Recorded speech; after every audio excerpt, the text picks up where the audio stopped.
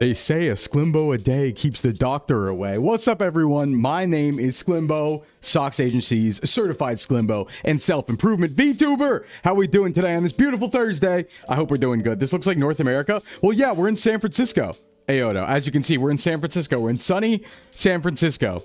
Sunny San Francisco. Ringworm, thanks for the follow. Welcome in. And thank you for the resubs, Etu and Ayoto, early on in pregame. How we doing? Pregame subbing's kind of crazy, but honestly, big props. That's like swinging around, you know? There's a bit of energy that comes with that. The resub in the pregame is like, yeah, you know, I know what I'm about. Mira, thanks for the follow. Welcome in. You're ruined. Lost money again? Well, hold on. Might not be what you think. Because I did say we're in San Francisco. But I didn't say what San Francisco, because we are, in fact, in San Francisco, the Philippines. Welcome, everyone. Welcome to Asia.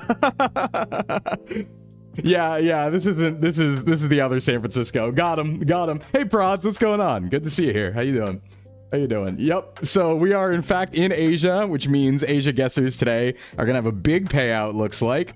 Let's go ahead and give it out. Bada boom, bada bing. Philippines are mentioned a lot, honestly, on my streams. It comes up a lot. I really want to go to the Philippines. I'm big fan of the idea of the Philippines, the concept. You were close with Oceania? Yeah, we haven't had that many. Hey, Dad, what's up? Welcome in. But welcome in, everyone. I hope you've been having a good day. I hope you had a good rest day yesterday. I didn't rest, but I had a great day. So, rich. What is the number by our names? Wait, the number by your names? I've never seen that before. What do you mean? Oh, is that like watch streak or something? Big fan. Hey, Meg, you know, what's up? Hey, Ivory, also, thank you for the raid. Thank you for the raid in the pregame. I hope you're back from ad hell. Ivory, how you doing today, buddy? Well, welcome. Numbers what you voted on. Oh, yeah, that makes sense. Anyway, we are here as usual with one of my favorite streams of the week, which is general just chatting and fitness stream. Let me go ahead and put that marshmallow in the chat pin real quick. Just for later. All right, so as always, if you have any fitness or general questions you want anonymous, you can throw them in right there. And once we're done with the just chatting section, we will hit those. You know, I thought about just kind of tackling them as they come in, which makes a lot of sense because then people don't have to wait. But the problem about that is I don't want to be swapping back and forth constantly from the fitness category and then back into just chatting. And it feels wrong to be in the fitness category and just doing a just chatting stream. That feels like not right. So I think we'll just save it for a dedicated segment, which means, yeah, the people who do submit questions will have to wait about an hour, but always know that we do get to them. The VOD's always available if your question's missed and you gotta go. I am sorry about that, but I think it's just the best way to do it is to split it up that way. But yeah, exposed. But I hope everyone's having a good time. Chums, welcome in. How are we doing? What did everyone get up to yesterday? I learned something. I learned many things yesterday. The first thing I learned was never assume the VTRP is over. never assume that the fun has ended, even though the quote unquote main plot was over. Don't assume there isn't cinema left on the table, because oh my god, we're going to talk about that a little bit later, and some just general VTRP stuff, considering this is probably going to be like our wrap up. Rayon, how you doing? Welcome in. Thanks for the follow. What's up? Hey, Joni, what's up? So yeah, first thing is that, but we'll talk about that a bit later. Second thing I learned, don't go to the grocery store ever during this period of time. Usually, as a early morning Sclimbo, right? I go to the grocery store at like 7 a.m. or 8 a.m. Hey, Mr. Jordicus. Yeah, what's up? How's it going, Ryan? Is that how you pronounce it, by the way? But how's it going? The Jordicus voice ruins my voice so much, and I'm noticing that on VODs I sound like crap, so I might need to do something about that, because like, I don't know, it might be like my mic filters or something, just not picking up the voice when I go like kind of more gravelly and stuff like that. Because on my stream, it works pretty well. But yeah, it does hurt my voice. But I feel like on other people's VODs, it like gets cut off sometimes. So I got to be careful about that for next time. But vocal coach, yeah, as always, vocal coach needed. Just came from a job interview and doing your laundry. Nice. Trip to the airport after your luggage got left in another state. Damn, I've never had that happen, Mune, but I've heard it's like a pretty common thing. How you doing? How are you doing without your luggage? So much Sklinema. Yeah, it was absolute Sklinema. It really was. So yeah, again, I want to talk about it a little bit later in the just chatting, but we can give a quick summary. Basically, after that whole warlock thing, you know, finished, I was under the impression that we were going to do fun things, right? And, you know, big spoiler alert for a little behind the scenes of VTRP. I've talked to nobody about anything. I've talked to nobody about anything regarding plot threads. Like, only today did I talk to one person about the timing of something coming up. But until today, I had not talked to anyone at all, which means everything that happens, all of the stuff that happened with Jordicus and all that crazy stuff, completely flying by the seat of my pants. I had no idea what was going on. I was just following the plot threads. Oh my God, wait, that's a lot of stuff. Ah, Brickin! What do we got here? Eminem Matt, thank you for the resub for 2 months. Poemi, thank you for the big resub. Ooh, 6 months. Thank you so much, Poemi. We just also hit 3,100 followers and a hype train started. And we're Brickin' Model now. That's about as many back-to-back notifications as you can get. Jeez, hi, everyone. Thank you so much. Thank you so much. We're having a good time today. Waifu, thanks. It looks like we got a hype train going on, too. Nice. Buff face man dude guy, redeem stretch. Hey, thanks. What's up, buff face man dude guy? But happy holidays, everyone. Thank you for the biddies, peoplers. We Sclimbin. Hey, Talon, how you doing? How is V Fleetmas going, Talon? What are you up to? I don't think... Are we in any collabs together for V Fleetmas? Are we in Jackbox together? We might be. I'm not sure. Not a hundo, but that's a VTuber name. It's a really good one. Yeah. It's Buttface. Oh, I see. Yes, the formal, the informal. Buttface, just the general name. But we are bricking for 10 minutes, so what's up, everyone? But yeah, we're in Jackbox. All right, 6. So we'll see each other in Jackbox. That's awesome. That's on Monday night, I believe. 22nd. So yeah, V-Fleet's doing a really cool thing where they're having like a series of collabs that a bunch of people are joining and stuff. I did Among Us last night with some of them. Real fun. And then I jumped out and went right to GTRP again. On a Thursday afternoon, just like that? Yeah. Oh, you saw my cameo on Tipanya's? That I didn't also know what was going on there. Yomi was like, hey, I'm going to call you. And I'm like, okay, what's up? That's why I picked up with, I was like, yes, Sclimbo, shipping and receiving. What's up? I assumed I was going to be live. Like, I knew it would be a live thing. I just didn't know what it was necessarily. Just so happens that I do know quite a bit about, like, subcultures and different cool subcultures and stuff like that. So that was actually a shoe-in question for me. Very easy. We love V-Fleet. We do love V-Fleet. We do. But yeah, so the VTRP has been crazy because the big spoiler alert is behind the scenes. I have not planned anything. Anything that's happened with Jordicus has been entirely in character. All the weird Chosen One stuff, all the like random appearances of characters or like ghosts directing me places. I had no idea any of that was happening. I know as much as Jordicus does. So I'm just flying by the seat of my pants and just seeing what happens. But as such, I'm always worried about stepping on people's toes because if somebody's doing a plot thread and I don't know that that's happening, right? And I happen to stumble into it or something, or I happen to be directed there, like, I don't know what's going on. Like, I'm not behind the scenes colluding to have anything going on. I don't think many people are even, but I think it's just working out really coincidentally well in many cases. Did you actually have a goth phase? It would explain some cursed fan arts. No, you know what it was? I got adopted by, like, goth emo kids. Granted, this wasn't like original goth because I'm not from the 1980s, but like, you know, in the mid 2000s, there was that like glomp, squee, emo, XD, Nightmare Before Christmas phase that a lot of people had. So I got adopted by them. I wasn't one, but I wore all black because I just thought it was like efficient, right? And I always had like, you know, all black on and stuff, but it was like gym clothes. But they just kind of adopted me. So yeah, I hung out with them for like 2 years straight and was in all that.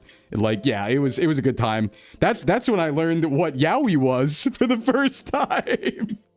That's when I became aware of that somewhere around that time. I was like, whoa, that's something that people do, huh? I'm gonna just say yes. All right.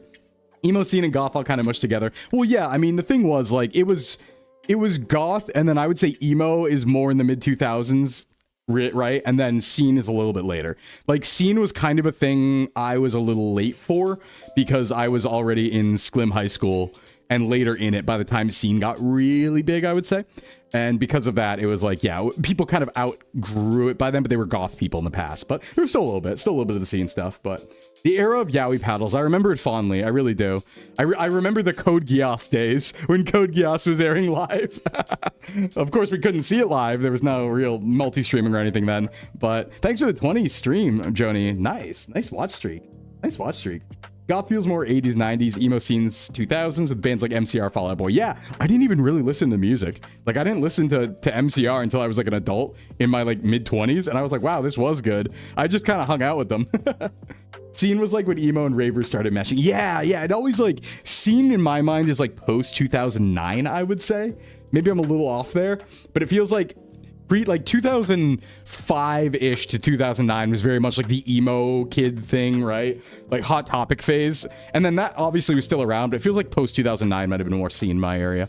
Jaboom, whoa! Yeah, exactly. Watching anime on YouTube with each episode split into thirds. Yeah, yellow hard subs. We love it. It's fun, actually. I'm friends with somebody who works in the anime industry in like localization, and we talk all the time about the history of all that and like, you know, the different companies doing the yellow hard subs and how hard it was to attain things back then. So even though I wasn't old enough for that, I still have some knowledge from it. Thanks for the hype train, guys. Nice, nice. I'm an emo kid, non-conforming as can be. Yeah, I mean, like, I do vibe with the aesthetic. Don't get me wrong. I think it's cool. I like when people are wearing weird stuff.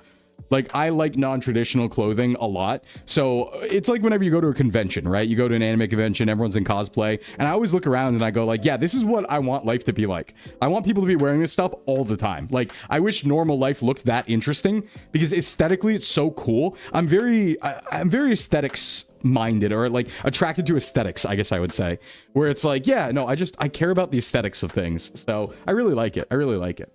For me, it was more so 2007 with the popularity of MySpace. Might have been crystallized by 09. Yeah. I mean, I thought it was like more emo back then, but maybe it was also Steam. At Offkai? Yes, no, at Offkai, I could sense. Ed2 brings up a good point. I was joking about this at Offkai, but when I was at Offkai, I was like, I can tell who the VTubers are by how they dress. Like, I can tell based on their like eccentricities, I guess I would say, in the dress, who is a full-time VTuber and who isn't. and I was like pretty spot on most of the time, so. Come up to work meeting in a ballerina tutu? Yeah, why not? Hey, Eldrick Grandpa, what's going on? Welcome. I've watched so many pool beginner tips. I hope I can apply it tomorrow so my friends wouldn't look down on me on pool. You getting into pool, Maestro? You big pool person? My aunt's boyfriend actually plays professionally and goes to tournaments. It's pretty cool. I don't know anything about it, though. I'm terrible. Let me take a drink. Yeah, meeting VTubers cosplaying themselves is cool. Absolutely. It's just more so like, maybe it's because they're more free or something from like normal societal expectations, but I find that like full-time VTubers tend to dress more eccentrically, and you can kind of tell that person's like a full-time content creator. You're like, oh yeah, they don't have to go into an office. You can tell. I dress like a straight-up villain at work in black and red. Yeah, nice. Hey, Vixara. Oh, you're looking at Bricken right now. This is my Bricken model that you get for 10 minutes right now. It's free, actually. Everybody can have it. It's on VGen if you look up Rigmancer Kim. Rigmancer Kim made this. Yeah, I went to Offkai. They let me out of the male VTuber factory to attend because, you know, we're male VTubers in the male VTuber factory. Of course, we got to go to Offkai. So yes, I was at Offkai 2025, but obviously incognito. Obviously not as myself, nor could I be myself because I didn't exist yet. Haha, if you catch my drift. Yeah, you know, you might have run into me at the party floor because I was there. I was definitely there, and I was definitely partying. I don't drink, but I do dance. So you might have caught me at the rave. You might have caught me at the party floor. I could have been anywhere. I could have been slimming around anywhere, and you wouldn't have known it. You would have known it. But I was there. I was there for quite a while, every single day. So full-time content creator, not worried about getting spotted by a coworker. Yeah. Well, Ori, that was my big problem when I used to back in, you know, Sclim school at the factory when I used to work in education. In elementary education, one of the big reasons I got out of it was because like there's an expectation that you have to upkeep even when you're in public off job. So like I couldn't wander around the neighborhoods at night, like, you know, just going for night walks and stuff like that. And I couldn't wear like trashy like tank tops and shorts all the time because you'd run into your kids that you teach or the parents of them, and they would 100% judge you for that. So that was one of the reasons why I got out of it, because I was like, well, I can't even be myself outside of the job. So I was like, as much as I enjoyed it, I was like, not for me, not for me. You did share the same space as Sclimbo. We probably passed each other like, you know, two ships in the middle of the night without realizing, you know? Oh, you were hosting one of the parties? I might have I went in like every room, so I probably went in. I was 100% hiding my badge the entire time, though, because it said things that were NDA at the time. I had a badge on that said I was part of Sock's agency, but obviously we weren't announced yet. So I just had it flipped the whole time, hiding it. Because I was like, nobody can look. That's a little weird. That's a little suspicious. You're the second VTuber in SVA that's been in the education department. Yeah. There's a lot of teaching VTubers I've noticed. A lot of people who were teachers or professors or something like that. Nod Wongo, thank you for the 5 subs. Oh my God, thank you. Lunaria, Absol Sama, cool name. Sebi, Chewy Smokey, and Dally does stuff. I could do something Chewy Smokey right now. Nod Wongo, thank you so much for the gift subs. It means a lot. We are almost at our goal again. It's hard in the first month because you get so many, right? And then you have to like, your sub count keeps going up and down and stuff, but it's not a big deal. We appreciate every single sub, and it's not like we're fighting for anything in particular. So thank you so much. Thank you so much. Mary Sclimbo is from Joji. Really? From Joji. Thanks, Joji. Thank you. Thank you. The V teacher pipeline. Oh, Amo. Hey, Amo. What's going on? Bricken model. Yeah.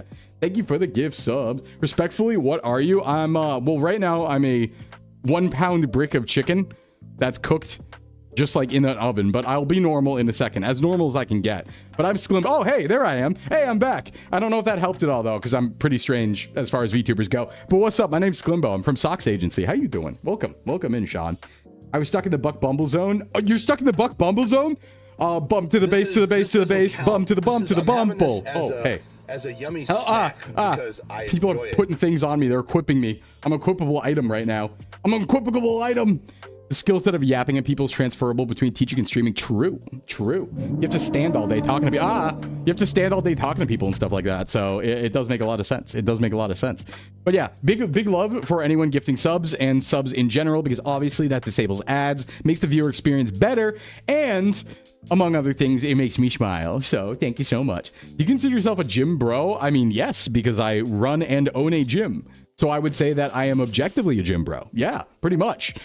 Considering I own one. +5 charisma, yeah. When we get the dong toggle, I turned it off forever. You'll never see it again except in art. Hey, what's up, Gothy? Welcome. Morning to you too. The gym bro. Well, there's many others, right? There are other gym VTubers too. There's other personal trainer VTubers, but yeah. That's more lore. Yes.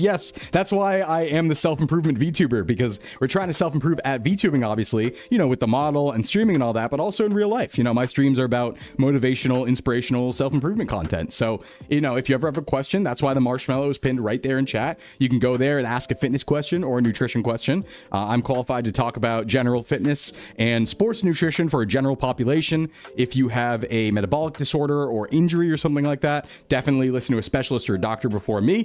But yeah, I can do general stuff for everyone who has like a you know, healthy, not healthy necessarily, but like does not have preconditions, I would say, for fitness, right?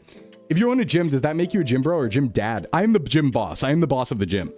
Yes, I am a gym leader. That's why I like Pokemon so much. Obviously. Hey, Kiki. What's up? How you doing today, Kiki? Welcome. Do you consider yourself a were gym, like a warehouse, but you transform under the moonlight?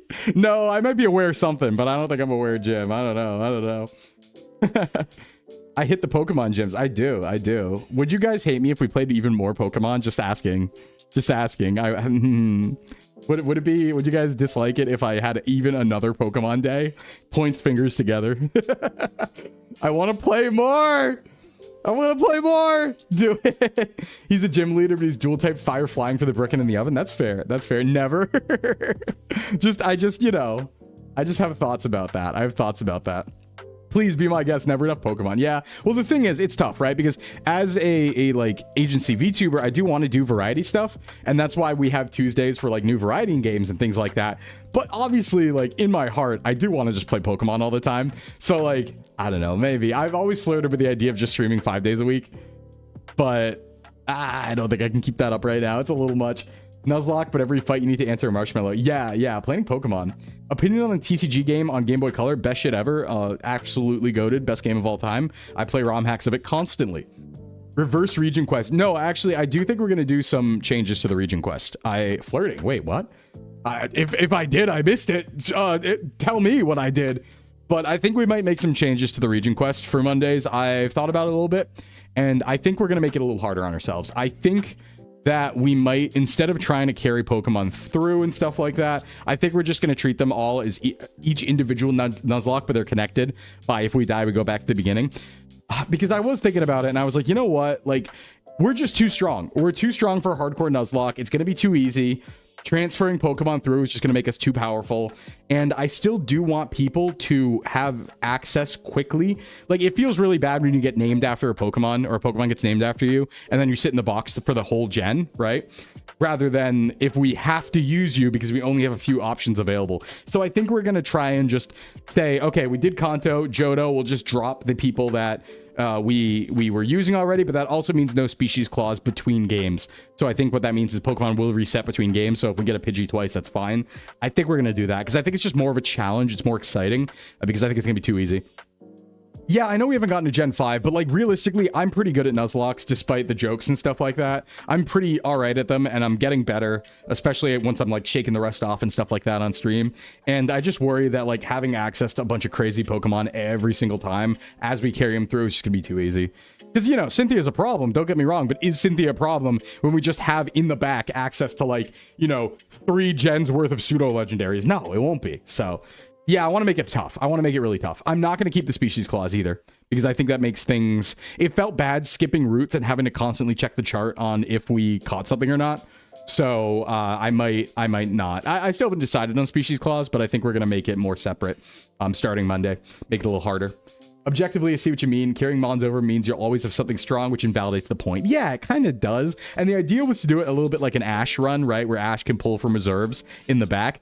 But it does just make it too easy. Like, I would do something like that with difficulty ROM hacks. So maybe there'd be an argument of doing that with the Legacy game sometime in the future. But I think we're going to make the region quest a little harder. I want to have a little more excitement in it and not just sweep through everything real easy. So look forward to Monday where we make those changes and we do lose access to Pokemon. We're going to have to roll with whatever we get. But that also means we might get a couple more encounters.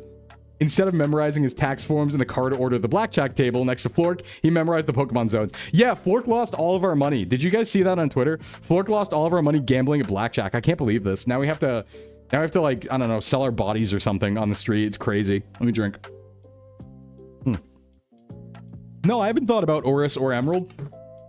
Oris? I might do Emerald. I think I'm going to do Emerald. I'm like 70% on Emerald, I think. About 70%. Yeah. Yo, you saw Yoda? We're getting 3D models? Yeah. Are you excited for that? I hope you are. As you saw, they're beautiful. Beautiful 3D models coming, so... Maybe you get to bring like one mom from a previous gen into a gym battle. Yeah, I'll see. I'll see how I want to balance it. And proceeding to take a sip of water is crazy. Listen, I'm just staying hydrated, Kiki. I'm just staying hydrated, all right? But anyway, back to the original point. It's the holidays, everybody. I am jovial. I am jolly. I am Holly. I am enjoying the wonderful hot chocolate bombs that I got from Inari on Throne. And yeah, I had to go to the store. Now, that was a mistake. Usually, as an early morning Sclimbo, I wake up, I go to the store for my groceries once a week on Wednesdays. Wednesday morning, my rest day, right? Do house chores then. And I went to get groceries.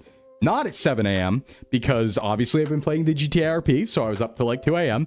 I didn't get out until 10:30. That was a really bad idea because it turns out that every person in the world is at the grocery store because it's also Walmart. I go to Walmart. Big surprise. I go to a Walmart Supercenter for my groceries because it's cheap and it's close. And yeah, everyone in the world's at Walmart on December 17th at 10:30 a.m. Oh my God. I saw some absolute zombie behavior. I watched a dude walk into the middle of a 4-way like aisle intersection and just stare at the ceiling and stand there like a zombie. Like, complete baffling behavior. The lines were 30 minutes long. I was just crying. I was like, I just want my groceries. Like, I'm not buying 30 Labubu's. I'm not arguing about gift cards. I just want my groceries. Please, please. But shows me to never go there that late again during the holidays. I will make sure to continue only going at 7 a.m. Hey, Tony, what's up on the YouTube side? Which of the 4 houses are you? Ryobi, Makita, DeWalt, or Milwaukee? Wait, what? Oh, yeah, good. Okay, it took me a second. Ryobi. 100% Ryobi. I am Ryobi. Those are the factions of different power tools that you can get. It took me a sec. I was like, what is Makita? And then I saw DeWalt and then Ryobi. And I was like, oh, all right, I got it. Although I will say, I'm not like married to that idea because I don't use power tools a lot. And Ryobi's just happen to be what I got. And they have broken on me. Like, my Ryobi mower did break on me. So I'm not like married to it. If there's a better option, I am willing to change factions, you know? Yeah, not scalping Pokemon. That's another thing I'm doing at Walmart. Not scalping. Dream idea, an IRL video about exploring nature. It's just observing the creatures at Walmart. It'd be funny, but it's a little disrespectful to people at Walmart. Like, I don't want to be a nuisance streamer, you know, but it is very funny. Hey, Alex, what's going on? What's going on, Alex? But I do want to do IRL stuff. Yeah, I realized I should probably get moving on it too, because there's no reason why I can't start it soon, really. Because I looked into it and I was like, yeah, let me get a GoPro maybe, get a chest rig so we can do IRL streams. But then I realized that iPhone might actually just be better for that, and I have one. So I'll just get a new iPhone instead and then use my old one to do that. I mean, I already have 2 iPhones right now because I have my like face cam one that actually has the true depth tracking. Because as you can see, I need my true depth camera tracking for optimal Sclimbo tracking. And then I have my like regular phone that's 6 years old. But I'll probably try and turn 2 devices into one, get a new iPhone, and then maybe use the old one for streaming if I can record. But yeah, IRL Sclimbo finally got to see how much you can bench press. I mean, I've told you how much I can bench press, but I don't know right now.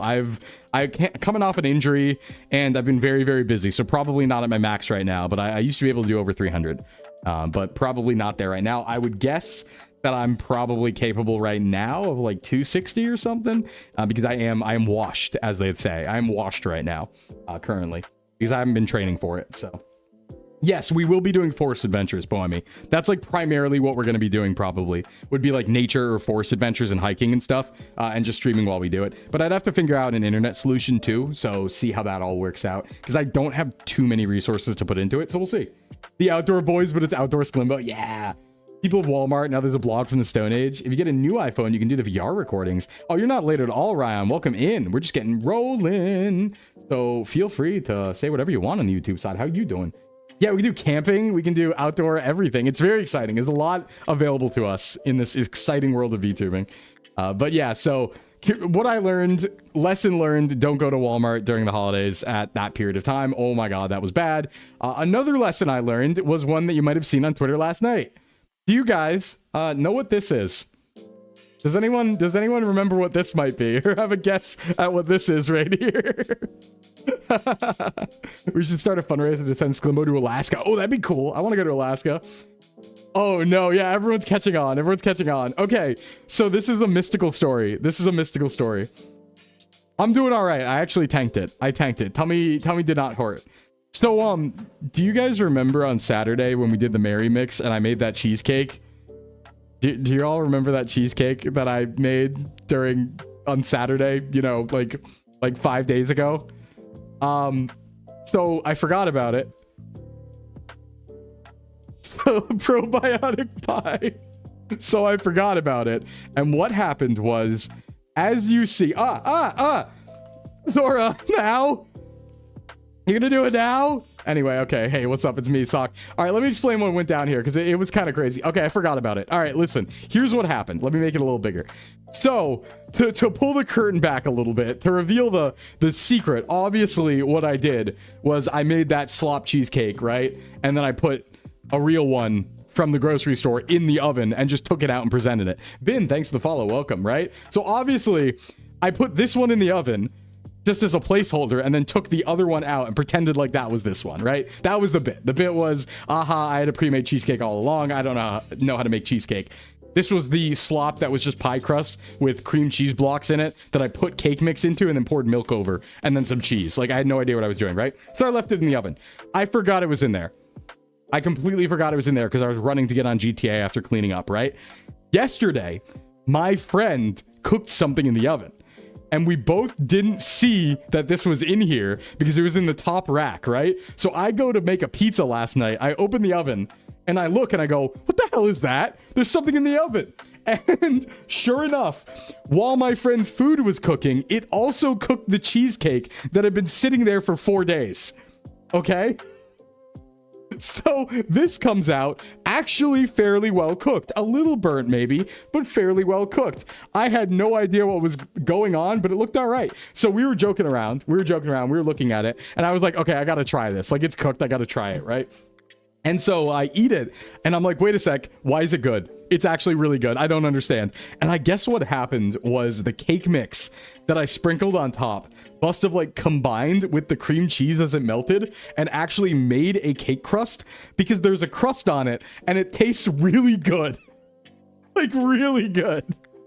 And so we were freaking out because somehow this abomination that I made actually was all right. And then Cammy reminded me that this sat in the oven for 4 days before we cooked it, which means that the cream cheese, the butter, the cheese, I don't think cake mix goes bad dry, but the milk, all of it was sitting there for 4 days before it actually got cooked by accident, is what happened. And then I ate it. Yep. That's what happened for the forgotten dairy pie. Actually really proud of me. Well done. Yeah, Bengus, we tanked it. To be fair, I didn't have like Yeah, my friend did try it too because we both forgot. We're dumb. Listen, we were excited. We were in the kitchen and very excited that there was a surprise cheesecake hell device there. Okay, we didn't think about the logistics that it was there for a while. We forgot about that part, and then Cammy reminded me. So, yeah. Yeah, male activities. It really was male activities. You have the survival instinct of an ancient human just eating stuff. I just put stuff in my mouth. It's like what I said before, right? Like, I mean, there's even a short coming out about it on Saturday, I think. I just put stuff in my mouth. It's that easy. Sounds like the oven cooked all the bacteria out. I mean, maybe. I don't know how that works. Does it? Does the oven purify something if it's been sitting there for 4 days? I'm having this as a yummy snack because I enjoy it. I mean, maybe. High five, just eating random things. I'm now immune to poison. Yeah, you know, I've always said, like, salmonella. I don't know if it would be salmonella with expired dairy. It's something, though. You can build up a tolerance. If you have a little bit, you know, as a treat, you build up a tolerance. So it's that sort of thing. Technically, no, but morally, yes. Yeah, morally speaking, this was a valid play, you see. It's completely moral. The philosophers of old would approve. So, yeah, botulism probably. I'll tank it. It's fine. Botulism can't hurt me. I'm still rating it. I will say it was pretty good, though. It didn't taste bad or anything. Is this not how our ancestors discovered you can eat rotting fruit and make alcohol? Wait, maybe. I think you're right, yeah. Handful of dairy products can be left out, but it varies. Yeah, not all of them. Probably not cream cheese and also butter and also cheese and also milk, because those are 4 separate options. So at least one of them is rolling the dice bad on that one, right? Would this qualify as a yogurt cake? Maybe. It definitely tasted like cream cheese and not yogurt, though. It definitely felt like warm cream cheese and not yogurt, I would say. Butter's fine, true. Okay, yeah, the butter was refrigerated before. I don't know if that matters. It was like previously refrigerated, so it wasn't like a butter that was already out. I don't know if that matters. I know in different countries you can do that, in some countries you can't. Like how we can't leave eggs out in the United States. We gotta have them in the refrigerator, right? Cream cheese, yogurt, milk. Oh, it doesn't? Okay, so the butter's fine. That's one down. How about the cheese, the cream cheese, and also the milk? How about that? That's probably not good. I'm sure it's like high pasteurized product which sterilized a lot of it. Maybe. Flork played blackjack. Sclimbo played Russian roulette. What's next? I don't know. I'm sure Addy will do something. I'm sure Addy will be up to something soon. Who knows? Yeah, most U.S. chickens live in their own poo. Yeah, I tend to not think about that. I had an experience one time where I worked at a Taco Bell KFC combo for one day once because I went there and they told me that I was going to be working register. And I was like, cool, I got hired to work register. And instead they put me in the slop room. They put me cleaning dishes, which I was like, you know, I'm fine with that. That's all right. You know, I was willing to tank that. I have very delicate hands. The heat was not good. I kept getting burned by the dishes. It did not feel great. However, the thing that really set me off was they were just kind of like slopping raw chicken in there.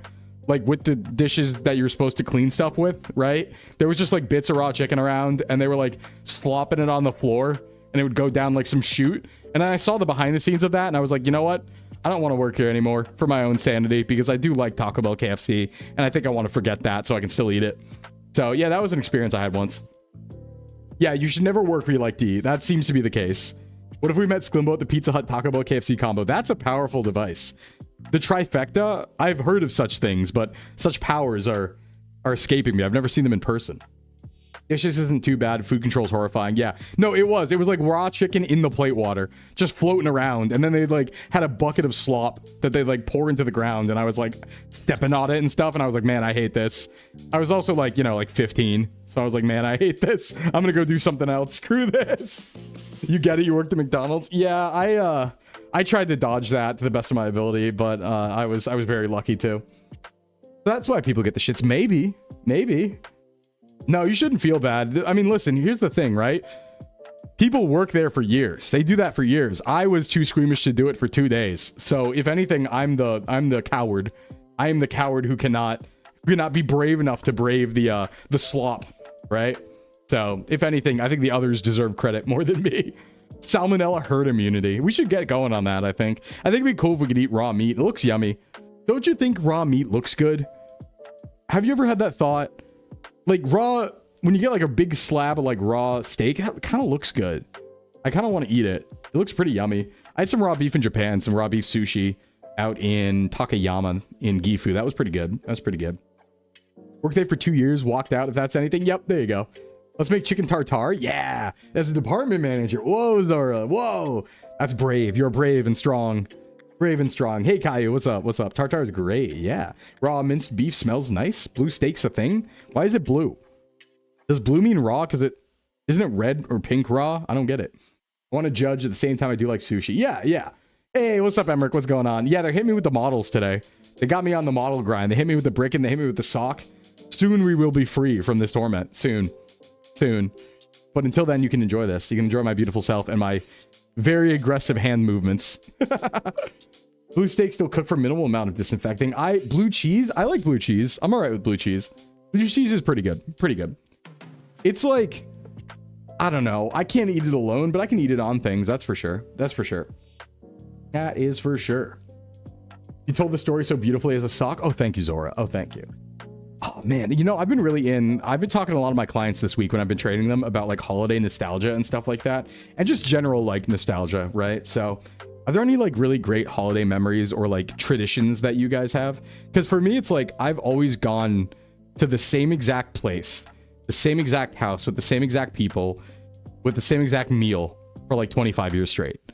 And I don't know. I feel like if I lose that, it's over, you know? Yeah, you are brave and strong, Emmerich. I feel like once that ends, because I know at some point it's going to be like, you know, people are going to have to retire from hosting it, or maybe somebody moves or something like that. I don't know. I feel that they're going to be around for a while, but it's crazy because it's like, oh God, I don't want to lose the tradition. I'm big on traditions and I'm big on my own personal traditions too. And it does suck because it's like, you know, the places I grew up have been slowly sold out from, you know, away from me, right? So I can't go there anymore. And I really care about that sort of thing, so it hurts. But I can't lose the holidays. Holidays are funky for me now, but I like claymation movies. Yeah, there you go. Prosecco and bacon rolls. Ooh, no holiday traditions. Yeah, mine is I go over this one place that I've gone over since I was like actually 5 years old as a Sclim, right? And I get spaghetti. They have spaghetti. I still sit at the big kids table because all the kids who used to be kids are adults now, but the house didn't get any bigger. So we still sit at the kids table. But even though we're like 40 and 30 and like 29 and stuff like that, right? But oh yeah, it's good. It's exciting. I'm glad that the tradition continues, you know, but I do worry that it might leave at some point and then I will cry forever. Then cry forever. Let me get that off screen. We don't need to look at that anymore. Since COVID, you suddenly get outpriced by 100K neighborhoods you could afford prior. Yeah, I was looking at house prices yesterday with a friend who was looking to buy them. And I was talking to him about a complex that I grew up in. That was really cool. It was really aesthetic. It was like, hold on, let me catch up on chat. Going back to hometown, I actually am pretty close to my hometown. I'm pretty close to my hometown, I would say. So I wouldn't say it's a big going back. I can get there pretty fast. Let's just say. Hey, what's up, Vamp? What's going on? How you doing? I eat a lot when it's Christmas and New Year's. That's basically it. I feel that on places being bought out, my hometown's like a tourist spot. Mine's doing all right. Knees weak, arms heavy. The Sclim on a spaghetti already. Sclim spaghetti. Yeah, I'm Christmas spaghetti. Hey, Mojo Jojo, thanks for the follow. Welcome in. But yeah, my hometown's very close. Very close. I'm basically still in it, but not really. But basically very close to it. Yeah, I can run faster than Jordicus, so I can get there right away. But yeah, what we were looking at, so where I grew up was kind of aesthetic when I was a little Sclim. This is like pre-factory days, right? This is like when I am just a small Sclim working towards the factory, right? Before I'm fully formed, we'll say, right? And I lived in this, like, it wasn't apartments, but it was like townhouses or condos, right? And they were all woodsy aesthetic and they were in the woods, but there was like 200 of them. So it wasn't like a big complex. It was like a weird woodland aesthetic, like brown and green houses in the 90s townhouse situation.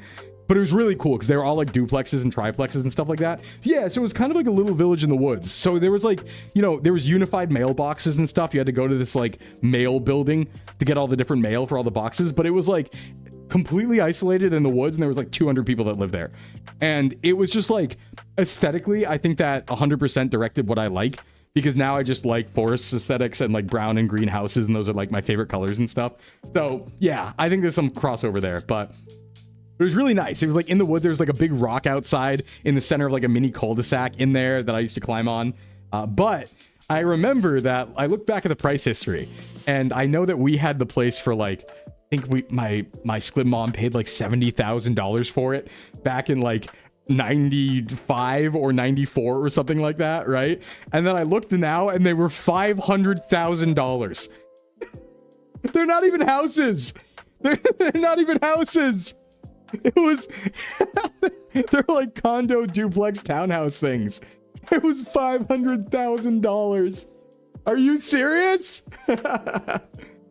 I mean, I expected like 200, but geez.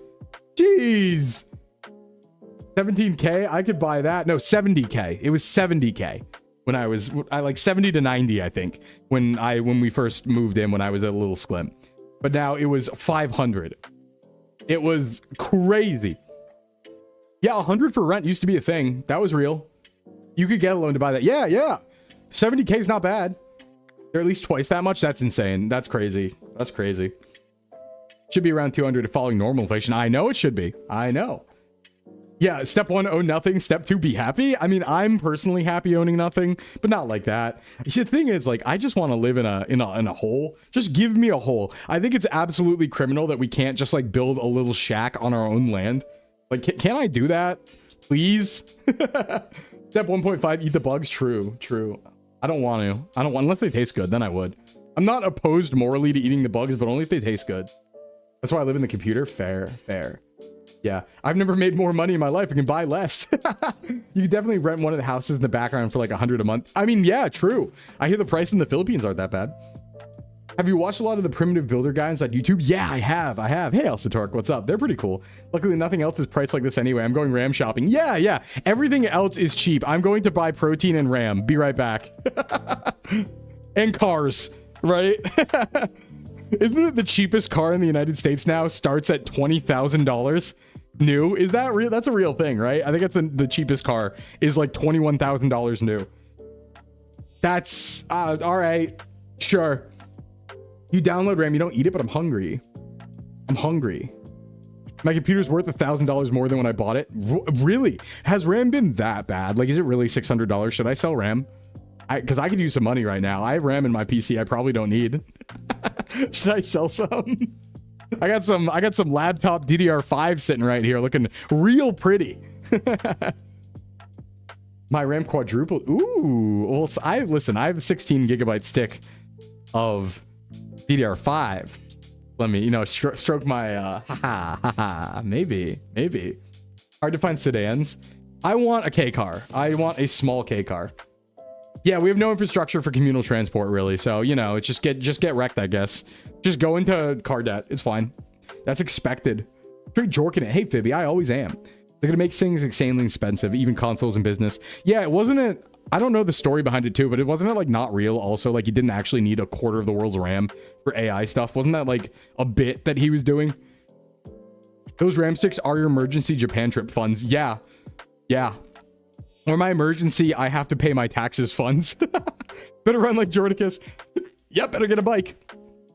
E-bikes have never looked better. That's all I'm saying. George is going to be next. Oh, true. You had a 2019 Ranger and loved it? Yeah, I've never had a car that's new. The newest car I've ever had was... I share a 2012. Like, I share a 2012, but I didn't buy it. The oldest car that I ever owned... or the newest car that I ever owned was a 2006, I believe. I just use old cars. My dad has built cars and can fix them and stuff. So I'd usually just buy beaters and he'd make them work and then they'd explode 2 years down the line. But I've driven, my oldest car was from the 1960s. My first car was a 1966. And then I mostly had 90s besides that. Mostly 90s cars besides. But 99 Oldsmobile, that's cool. You had a friend break their arm on one because the driver wasn't paying attention. Yeah, you got to be extra careful on the bikes. You really got to. Love a bike, but due to health issues, can't ride on one. Would an e-bike help that, Emmerich? Because you wouldn't necessarily have to pedal if it's like a cardio issue or a heart issue. You owned a questionable motorcycle. I want a Vespa really bad. I want to get a Vespa. I think that's going to solve every problem because Vespas are like $1,500 new or like slightly used. And like, you don't need a motorcycle license for a 50cc one here. They go like 30. So like... I don't know. I kind of want a Vespa. I think they're really cool.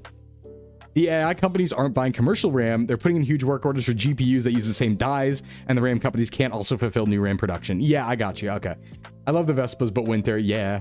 Electromagnetics bikes, how does that work? Oh, you have medicine that makes it hard to stay focused. I have equilibrium. I got you. That'll do it. Yep. Vespas are tricky to fix, but worth it. Yeah, I just think it's really cool, the idea of having like a $1,500 little motorcycle thing that's like a lawnmower engine, and it gets like 100 miles per gallon. Yeah, FLCL, the Fooly Cooly Vespa. That would be so cool. That would be so cool.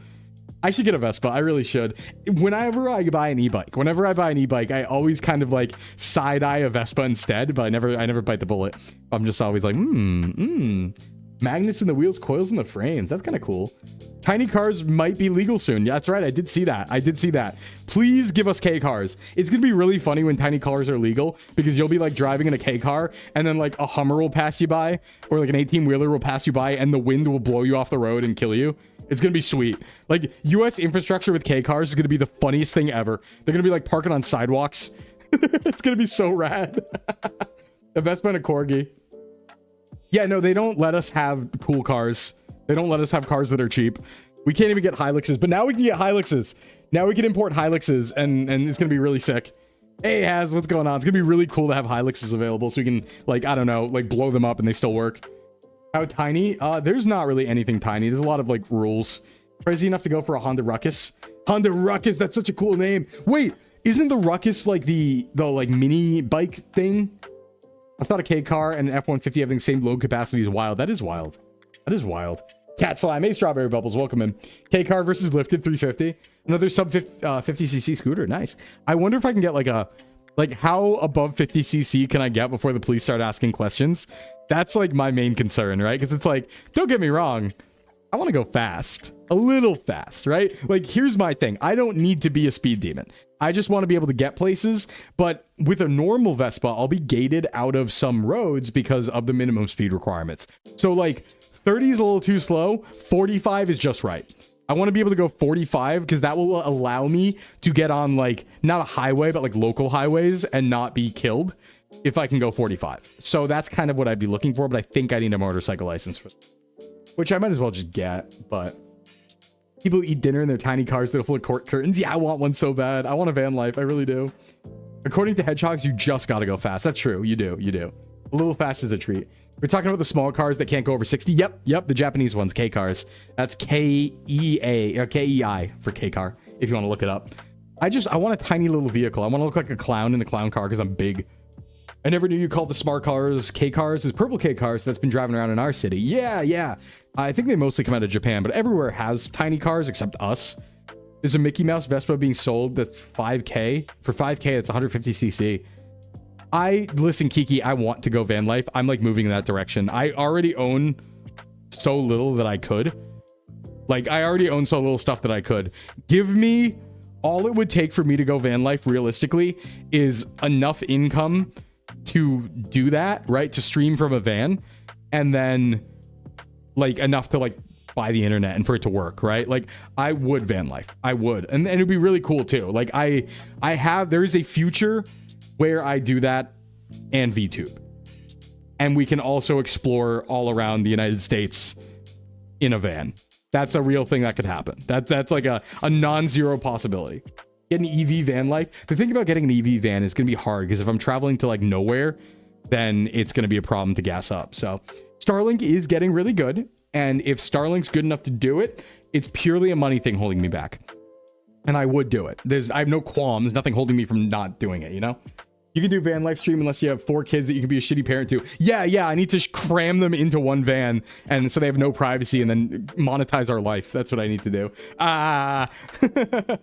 If you stream in your van life, you could totally RP as a hacker, man. I could. No, I think what I would do is I wouldn't stream, like, I would still stream as a VTuber in the van, but I would then also do IRL streams where we go on adventures around the country.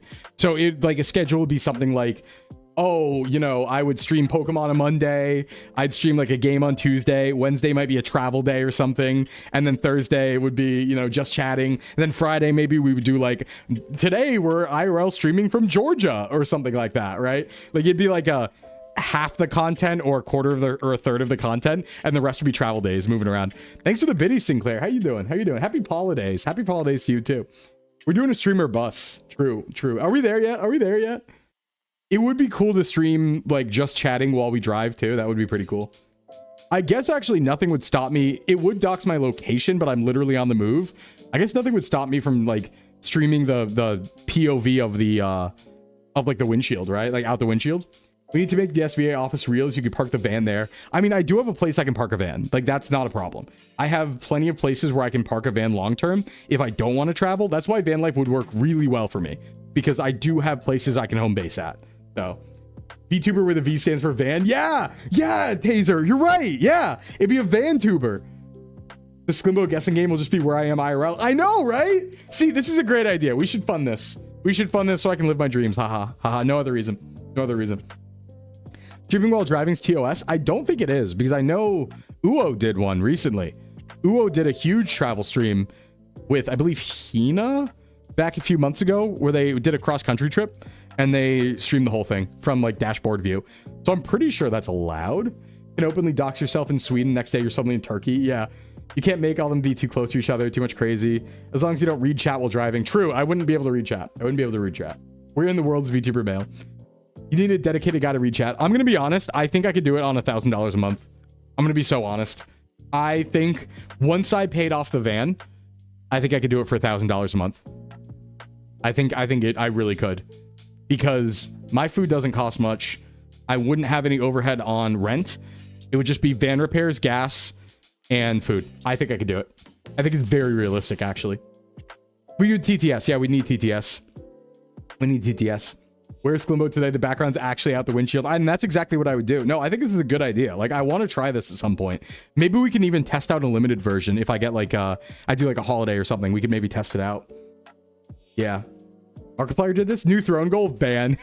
I mean, that would be a big one. Like, I need probably, oh God, I don't even know how much money a van is now. It's really unfortunate because my dad actually has a fully converted van life Sprinter van that's like huge and a lot of money. And I'm always looking at it envious. Like, I'm like, Dad, oh man, please don't sell that. Please don't sell that. I want it so bad. Make sure you have a nest egg for van repair. Shove some back into savings. Yep. I'll back this.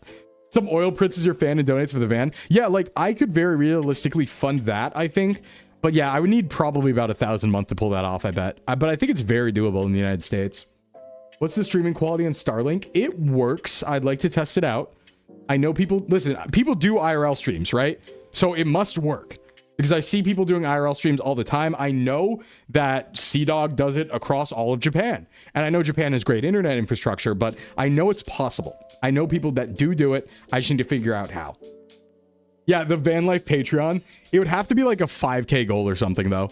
Because I think what I'd have to do is like, do you think I could buy a van with 5K? Because the van doesn't have to be fancy. Like, I don't need to, we can do it up over time, right? Like, I could just slot my mattress in there in the back for now and then make it fancier in an actual van life van over time. 5K, not a chance? You don't think so? I can't buy a van for 5K? Damn, I thought I could. The special backpacks. Yeah, we could get one of those. Try 20 to 40. No, I'm not buying anything new. No, buy me a shitty old white van. You can absolutely get a van for 5K. Yeah, no, I just need something that has, like, I am not a princess. I just need room to sleep. That's it. The rest I can figure out. Room to sleep and maybe room to have, like, sit so I can actually stream, right? That's it. I can be outside the rest of the time. I think 5K, but I'm not going to do that right now. White van with candy right across the side. Oh, I'm your princess? Thank you. I'm honored. A reliable used van's probably closer to 7. Okay, well, I'd have to save for that then. Getting a working van for 5K might be hard. Yeah. I don't know. I do have like my dad. Hey, what's up, Hanakyo? What's up? It's your favorite pregnant man. I'm not pregnant. How you doing, Hanakyo? I'm not pregnant, but welcome in. Hope you're having a good day. We're talking about van life. So I do have one special ability, and my special ability is that actually everyone give a big congratulations to Sclimdad, because Sclimdad just retired. He just retired a few days ago. So Sclimdad is retired and knows how to build cars and has nothing to do. So I could theoretically buy something old and broken and we could just make it work. So yeah, congrats to Sclimdad. Congrats to Sclimdad. Big congrats to Sclimdad. W's retirement. You know, I was thinking about this too. This is another like nostalgia thing, right? This is another big nostalgia thing. But could you imagine, you know how, you know, people sometimes will work at the same job for like 30 or 40 years. He was one of those people, right? And he worked at his job for about 30. Let me think about that. Actually, yeah, it must have been like almost 35 years or something like that, right? Same job. And doing the same stuff more or less. Like it wasn't a promotion type job, so he's basically been doing the same thing over for 35 years. And I was talking to him about it, and I was like, man, it must be so wild that final day, right? When you know that you've been doing this since the late 1980s, and it's your last day of doing that same thing over and over again. Emmerich, thank you for the gifted to Has. Don't fix your yard up too much with it. Yeah, working project car fix as well. There's already going to be trucks on the lawn, so. But have you thought about that? Like how crazy it might be to like, especially like he works an outside job, right? So especially how weird it would be to just like, you know, you're outside around the same area for like 35 years, you see it change. And then finally it's retirement day and you're just sitting there, the birds are chirping and you're like, man, I've changed so much. I've grown so much happened. And here I am still at the same place, but it's my final time, right? That must be such a weird feeling. So I called him this morning before stream and I was like, what was it like? You know, what was it like? Fix a car, Sclim and Sunstream. That could be cool. No, I think he enjoyed it. I think he enjoyed his time, but it's just like a wow. Like, what is that like? To do something the same thing for 35 years and have it be over and then face the rest of your life where you can do whatever you want. It's like, wow. I don't know. I just, that seems so cool. That seems so crazy. Oh, hell yeah. Hey, Crab. What's up? Welcome in. So I've had a lot of feelings. No, we haven't done any fitness yet. We've just been yapping. We've just been doing just chatting as we do on Thursdays. We usually do just chatting for like an hour 30 minutes. And then we go to fitness questions. I do see them coming in, so we will get to those. As just a reminder to everybody, we get to the fitness questions a little bit after just chatting. So they will all be gotten to. I'm getting them, but I don't want to swap back and forth between the fitness category and just chatting constantly. So we're going to do them at one point, basically. So crazy sad our Jen can't retire. Yeah, we'll see. I mean, we'll see what happens, right? We'll see what happens. But, you know, I mean, hey, I'm a VTuber and I run a small gym. So if we're talking about job insecurity, what's up? But I'm not too worried. I think you can survive in life. I think life is scary. I think that it can be scary, especially when you're someone who's stable, right? When you value stability and you're in the same job for a long time, the idea of losing it can be really scary. But I think it's important to remember that there's kind of always a way to survive. And it might not be the most pretty thing, but you'll be fine. We are meant to adapt. We're meant to overcome. And I think that sort of thing can build resiliency, you know, if I'm talking serious for a second. So while I don't enjoy always living on the edge necessarily, it's not the worst thing in the world. You get really used to it and things aren't so scary anymore. And you could be brave and go on adventures. Know that you're probably going to be fine, you know? I think it's a good thing to do. That's why I always recommend people, like, when they can, to try and go on a trip somewhere that takes you out of your comfort zone, because you'll experience things that seem scary, but then after you get through them and you're fine, they'll seem less scary, right? And then other things that you might be worried about are nothing paling in comparison to that. It's the example I always give of, like, you know, oh, you're in Japan, you failed to book a whole room one night, you are now on the street in a foreign country, you're in Japan, right? Well, worst thing that ends up happening, it's scary. It's a scary prospect. You're terrified. Realistically, what ends up happening is you sit on a bench for a few hours, or you go to a convenience store, you go to a restaurant for a couple hours, and you get through it, and the next morning comes, and you realize it wasn't that bad. And that builds resiliency, I think. Let me take a drink. Yeah. My greatest motivation for getting out of my shell was learning the hardest things in life to get are unique experiences. Yeah, I agree. I want to collect them too. Like, my big thing is I want to get to the end of my Sclim life and say that I did everything I wanted to do. I tried everything I wanted to do. I didn't have any regrets on attempting something, you know? That's one of the reasons why I became a VTuber. It was very much like, you know, in the male VTuber factory, we're raised to do that, of course. But even getting there in the first place and being part of that was very much like a, hey, I'm watching VTubers. I'm a fan of VTubers. I love VTubers. I want to experience what they're experiencing. I want to see all the con trips, the adventures, the off collabs, the streaming, the fun collabs, the lifestyle. Just live it, you know? And now I'm here. So I think you should always chase the thing that you like, you know? Because that's all we can do. That's all we can do. I think the most important thing is to chase what you want to do. But I just feel like that's the only thing I can do, you know? I have the TISM instructions unclear. It'll still work, though. It'll still work, I think. You sleep with the drunk salarymen that missed the last train. You do. You go to that late night bar. You go to that 7-Eleven at 3 a.m. You know, living life. Hey, man. How you doing, man? Thank God I'm not the only VTuber nut. Yeah, no, I mean, listen, I was a fan of VTubers for a very long time. I want to do a crime. Well, maybe not that. I think people should chase their dreams unless their dreams are to be a serial killer. Then don't do that, you know? Hey, what's up, Zepter? What's going on? Take a drink. Excellent hat. Oh, thank you. All right. Looks like pre-rolls are about to turn back on, so let's go to ads, all right? We're going to go to a 4-minute ad break, everybody. Then we'll be back with a little more just chatting, and then we'll hit the fitness question, so stick around. Going to the ad break screen, of course, if you don't want to see any ads, you can feel free to sub.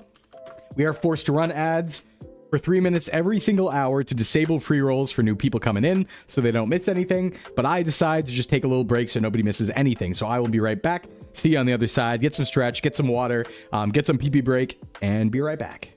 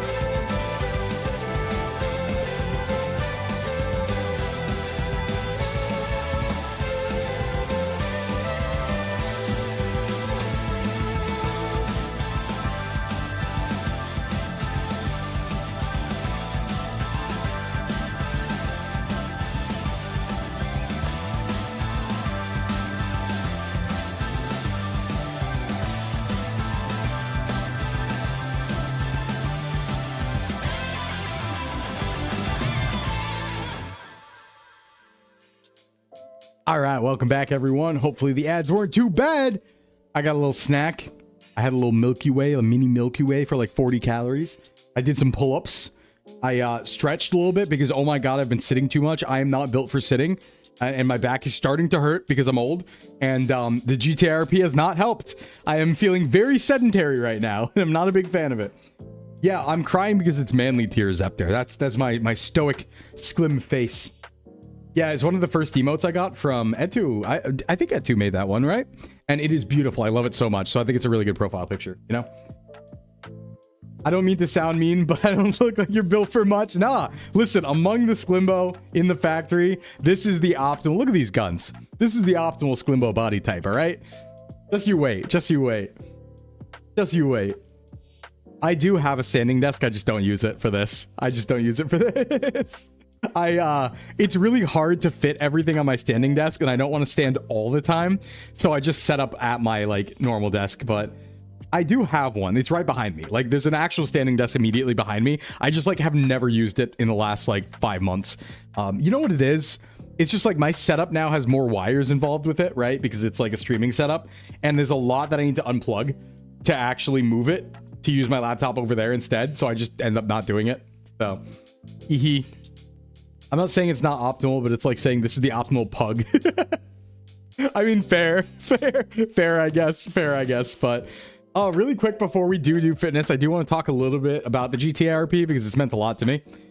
Yeah, you are in time, Shivani. We're just finishing up some just chatting first, but we'll get to the fitness questions in just a moment. So for those watching or for those who don't know, for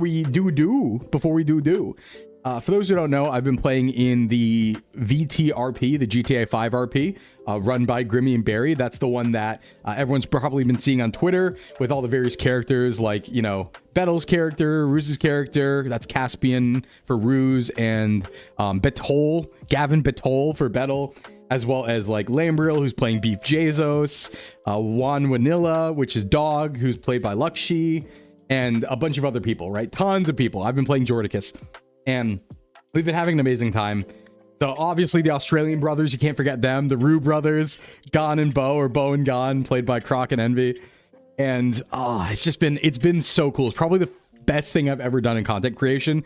The storylines, the level of RP that people are getting out of this are crazy.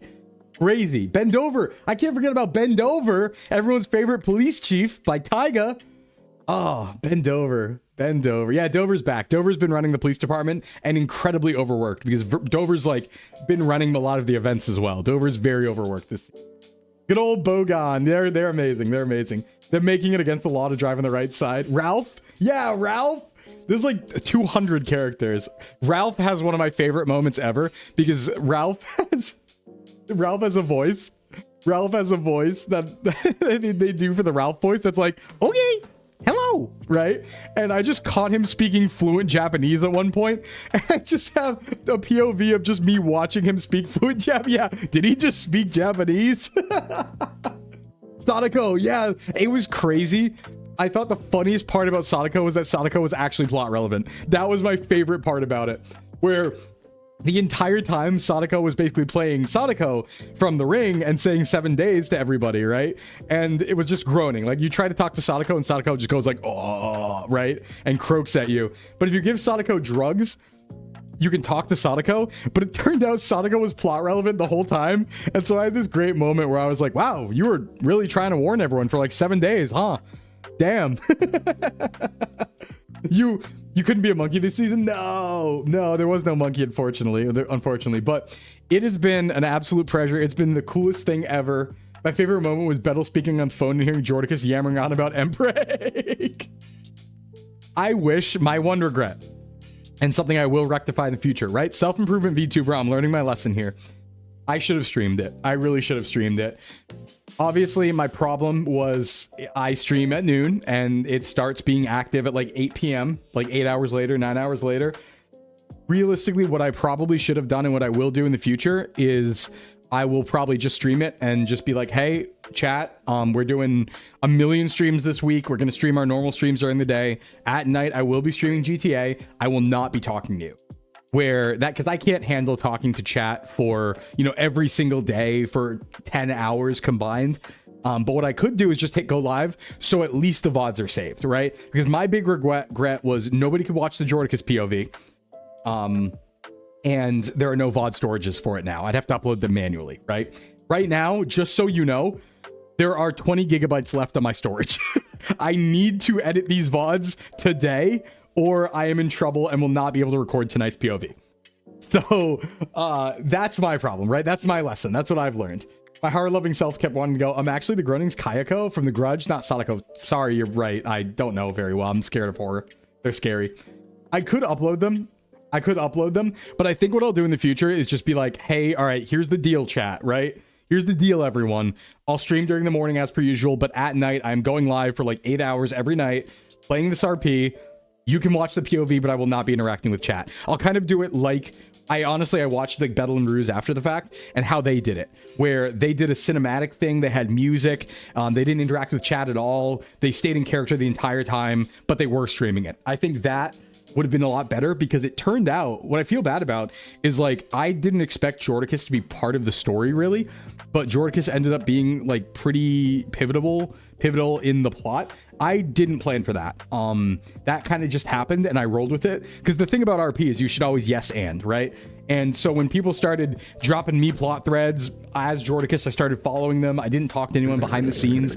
I just followed stuff. Monocles, thanks for the raid. How you doing? Let me get a shout out. How are you doing, Monocles? Hope your stream was good. What were you up to? We're talking about VTRP right now. Put it on Throne. No, I don't want more storage. That's the thing. And hi, Total. And sorry, what's up? I actually don't want more storage. I like being minimalist with my data now. So I'm like, hey, if it doesn't fit on a 500 gigabyte drive, I don't want it, is kind of my idea. I have one backup drive that's 2 terabytes. That's it. Playing Team Defense for it too. Oh, there's a game that's like a TF2 like that Vera voice acts in. Is that the one Vera voice acts in? Does anyone know about that? I'm not sure. Makes you actually deal with it. It does. It makes you deal with it. Like right now I'm pressured to finish these VOD edits, which are crazy, by the way, because I'm going to run out of space to record tonight, which is the final night.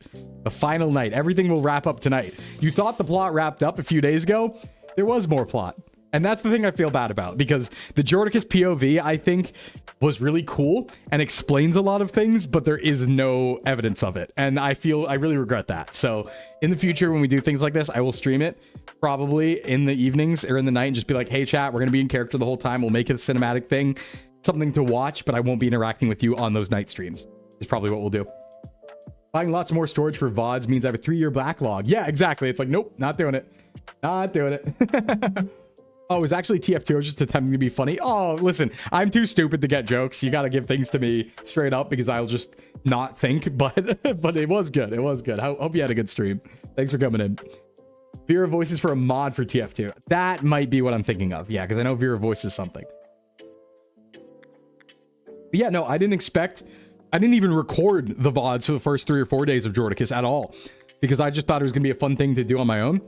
But then like we started having plot, the Warlock thing went. But yeah, I think my big takeaways are I should stream it because I think it would be nice for people to have those POVs available, especially because of what happened. And I think also it's like, you know, it's very interesting how it all works out. Like I said before, I don't know what was really going on in the background. I didn't actually understand, like I didn't plan the plot and what was gonna happen or anything like that, and Jordicus being part of it or anything like that. That was completely in character. Everything Jordicus knew was about as much as I knew. Like I did not know more than what Jordicus knew in many cases. In fact, I only found out today who the entity was when they posted it on Twitter. My eyes are so glued to the belly. Which trimester are you in? 0. I'm not pregnant. This is just optimal Sclim form, Alma. What's going on? Yeah, well, I followed the story was the thing. The thing was like I was following the story. Like I know the story. I understand the story of the server 100%. I would say, but my POV was not streamed. But my thing was I went around asking everyone. Like I was doing investigations the whole time, right? So I got everyone's perspectives on stuff and like was asking everyone what they knew. So I like put the story together pretty well, I think. Did you say the entity? Yeah, the entity. Yeah. Played some of the Christmas maps and played 1,000 uncles. We have to fight an entire enemy team of bot engineers. 1,000 uncles. That's pretty good. And dodgeball. Nice. Detective Sclimbo. Jordicus was looking into everything once he got those plot threads. But yeah, so I only found out actually today who the entity was, and it was not who I thought it was. I was like out of character.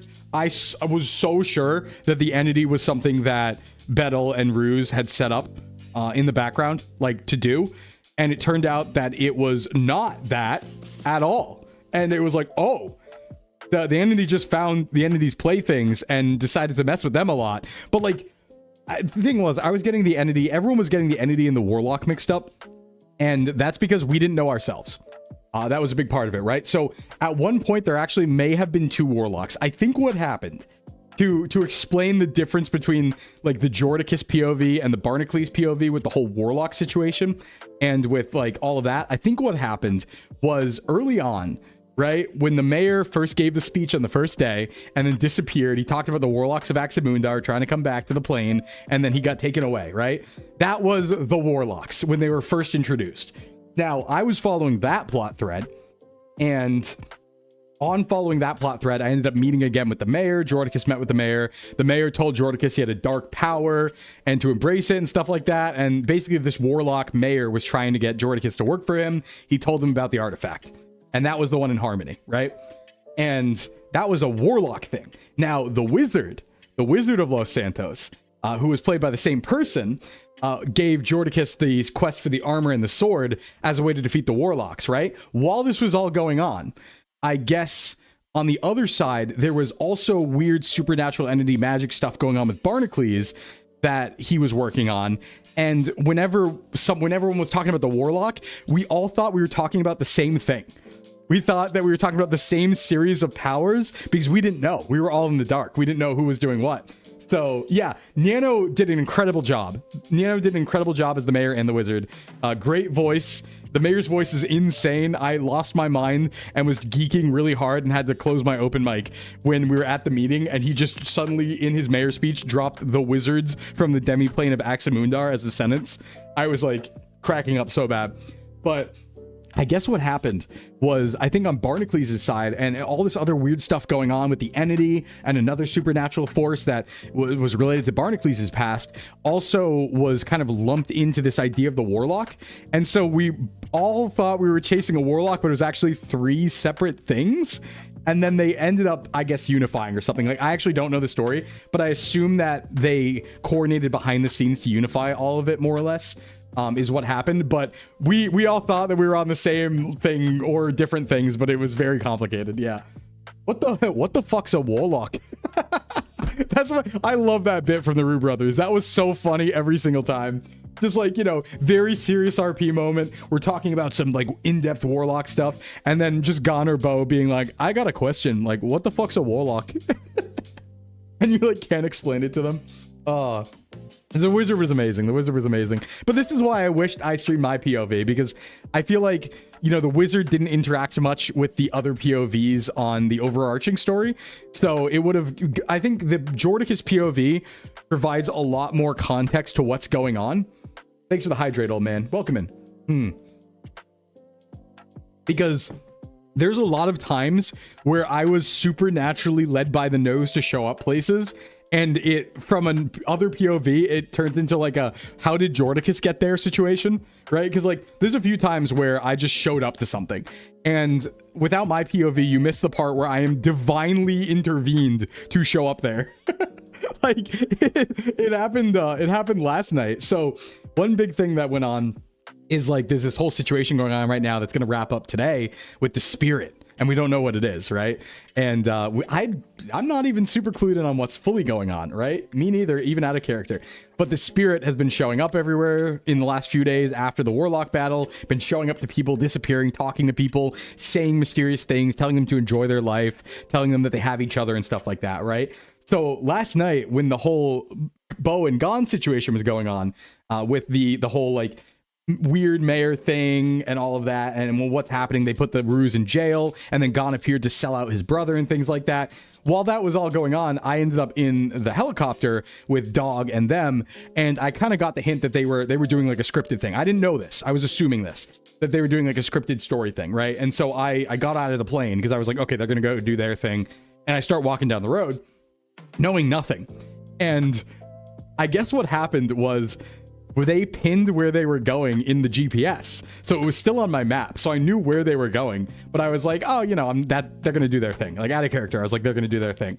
So I walked down the street, and the spirit appears to me and straight up like tells me like I should go and hurry and get there and tell them what I'm feeling, right? Tell them my feelings on this whole thing. So I sprint there, and now suddenly I'm there. But there was a lot of things like that, where it was like there was divine intervention that would lead me to the next plot point. And from an outside perspective, it's like, how did Jordicus get there? Dog is dog. Dog is dog, Feral. Dog's great. Dog's great. It's a witch that has betrayed their oath to a coven. Oh, okay, gotcha. Yeah, but like it's been very complicated. That's why I'm excited to try and edit down and show the Jordicus POV, because there's a lot of weird leads that come from that, and there's a lot of explanation that comes from that.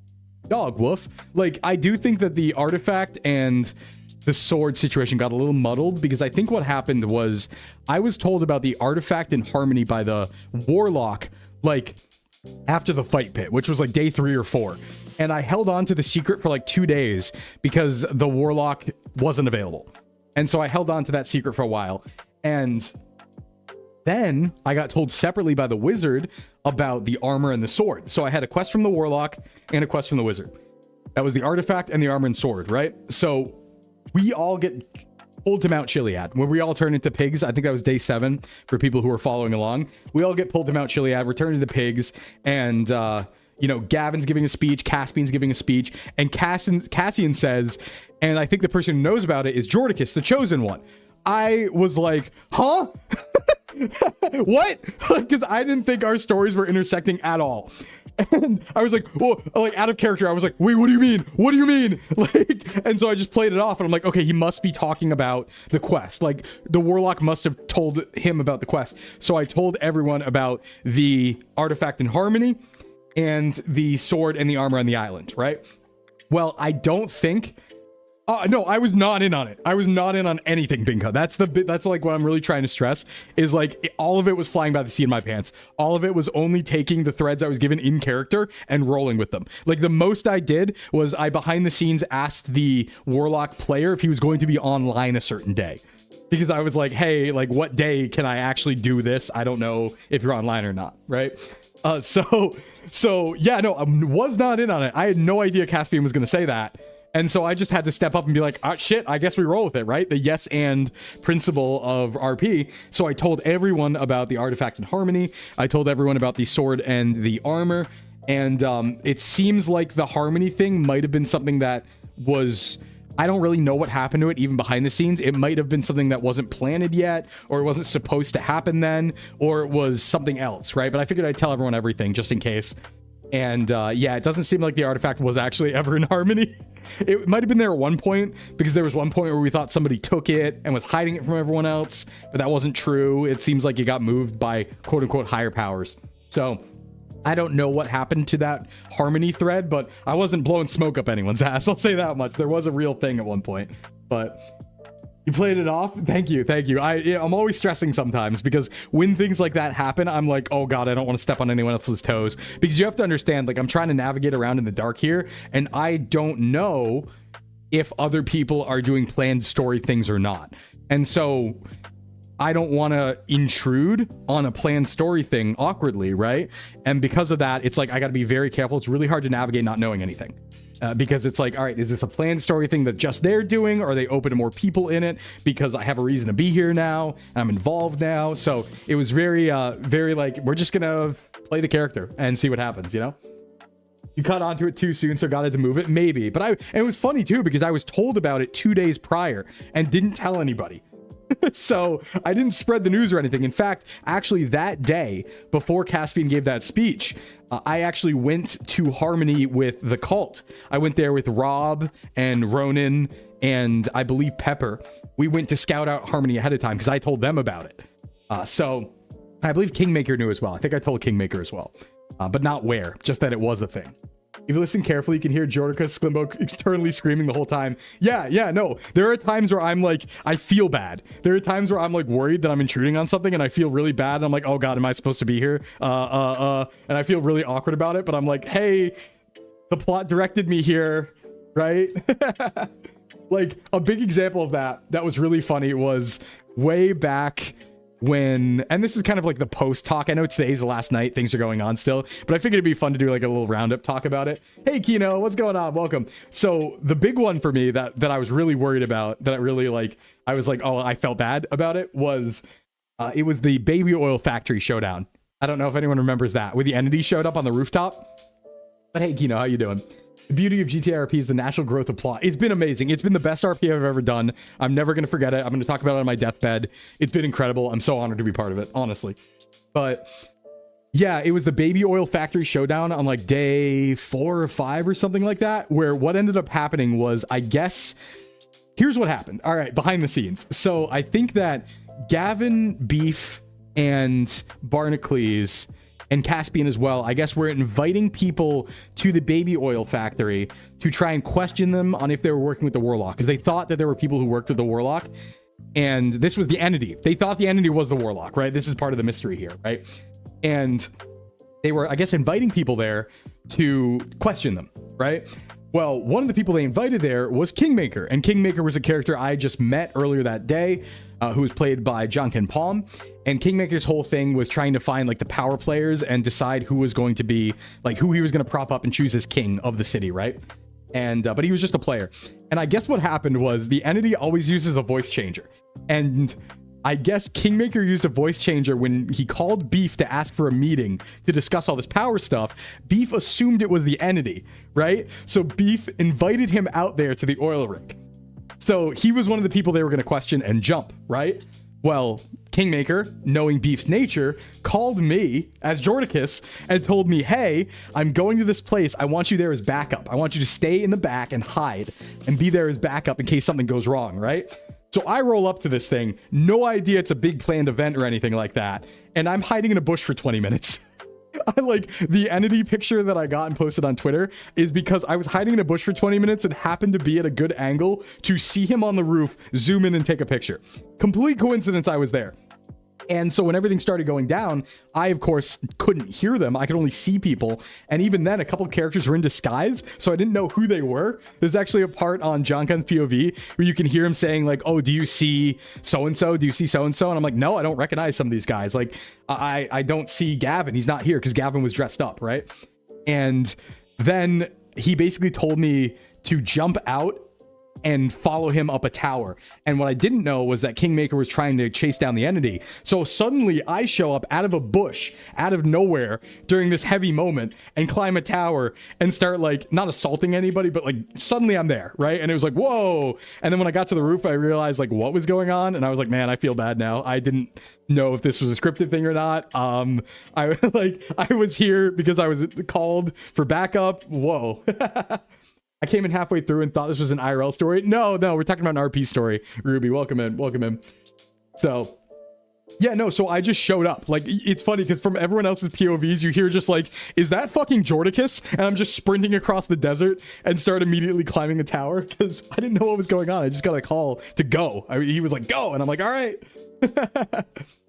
Yeah, this actually happened. So, but I did feel bad because I wanted to be careful that I wasn't stepping on any toes because I'm like, listen, like, I don't want to be always showing up. I don't want to be the main character, you know? Like, I don't want to always be showing up on people's POVs. I want to have my story and do cool stuff with people, but I don't want to, like, interfere with other people's stuff if they're scripting stuff. And I felt like sometimes I might have accidentally done that just because that's where the plot led me. And I wanted to be very careful about that. So that was like out of character. My big concern was like, I just don't want to step on any toes here. Oh my God. You got called in like a tag team fighting character. I did. It was crazy. It was wild. So there were situations like that where it was like, yep, I'm there and I'm there for a good reason, but whoa, why am I there? Right? Jordicus was perfectly assorted. I mean, I think it went well. I think like it did play well in the end. Like during the one thing that I did try to do that was kind of an out of character thing was when we actually went on the quest for the armor, or sorry, not the armor, when we were solving the riddles, when we were solving all those riddles, right? It was going a little fast and we couldn't catch anybody up. You didn't watch any of this? You have no idea what I'm talking about? Well, it's real complicated, but this is a VTRP thing, right? Everyone going into VTRP understands their stories can go off the rails. Everyone's generally there to have a cool and organic interaction. Yeah, and I think so too, but I do, like, I have self-awareness enough that I don't want to self-insert into plots, but it kept happening. So, yeah. I wish stats were enabled. They were enabled. It just was, the display was broken. But the stats are actually enabled, so they do work. Hey, Brennan. Thanks for the follow, Moo and Shiveni. Thanks for the stretch. And hey, Brennan, what's going on? So the only out of character thing I did do was when we were doing all the riddles, everyone got involved with the riddles because we were supposed to solve the riddles to find out, like, wait, what were we even trying to find out from the riddles? Oh, we were trying to get the artifact because it moved. And the entire server was looking for these riddles all of a sudden. So I guess what happened was there was originally like 4 or 5 of us. And then I think the word spread, right? Because everyone told everyone like, hey, we're looking for these riddles. Go to this location. Everyone started coordinating. And what it turned into was like 40 people running around the whole map looking for the riddles. And I did feel bad because at one point it felt like it was getting like people weren't able to catch up. Like there were people who were falling behind. There were people who like were out on their own and they didn't have a way to get back into all of it. So I did, out of character, try to slow it down a little bit because at one point they made it so that I had to be there for the riddle to show up. And when that happened, I slowed way down. I was like, all right, let's put a break on it. Let's wait for people. Let's make sure everyone's caught up to the best they can be. Of course, I couldn't get everyone, but it was better than, you know, going there alone. I made sure we could at least get like 30 people there beforehand. That way, it was pandemonium. It was pandemonium, but I did try to slow it down a bit when it got to the point where I actually had control, and it was like, okay, cool. Jordicus needs to be here for the riddle to show up. I'm going to wait for people to show up. So, yeah. Oh, was it Beef? Was it actually Beef doing that? That's so funny. Beef's great. That's Beef's played by Lambriel, and Lambriel did an incredible job with Beef. What a good character. Yeah, Rob getting stuck on the mountain. I think I saw that after the fact. I think I looked at that POV because I like, you know, I was getting so many calls and stuff and running so fast to catch up with everything that like I had to, like I didn't even know where I was going. So I couldn't keep everyone appraised of where I was going either. In fact, like if I'm being honest, the third riddle, the one that was on the coast that I found, I did not solve that riddle. I was pretty much just taken there. I was pretty much taken there because I think they realized that the things were getting a little out of hand and they were like, all right, just get Jordicus to this riddle. And so they just kind of took me there.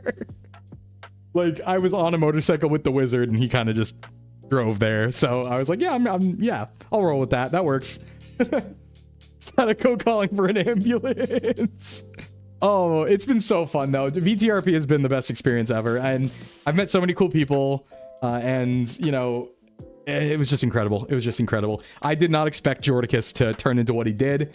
I'm following things to their conclusion now. We will see the conclusion tonight and what that's going to be, because even after the Warlock plot was finished, there was still intrigue that even I was surprised by. Let me tell you, there's going to be a point in the POV edits where you even hear me say it, and this was a complete out of character break, where I just say there's no way I just stumbled on more plot, is there?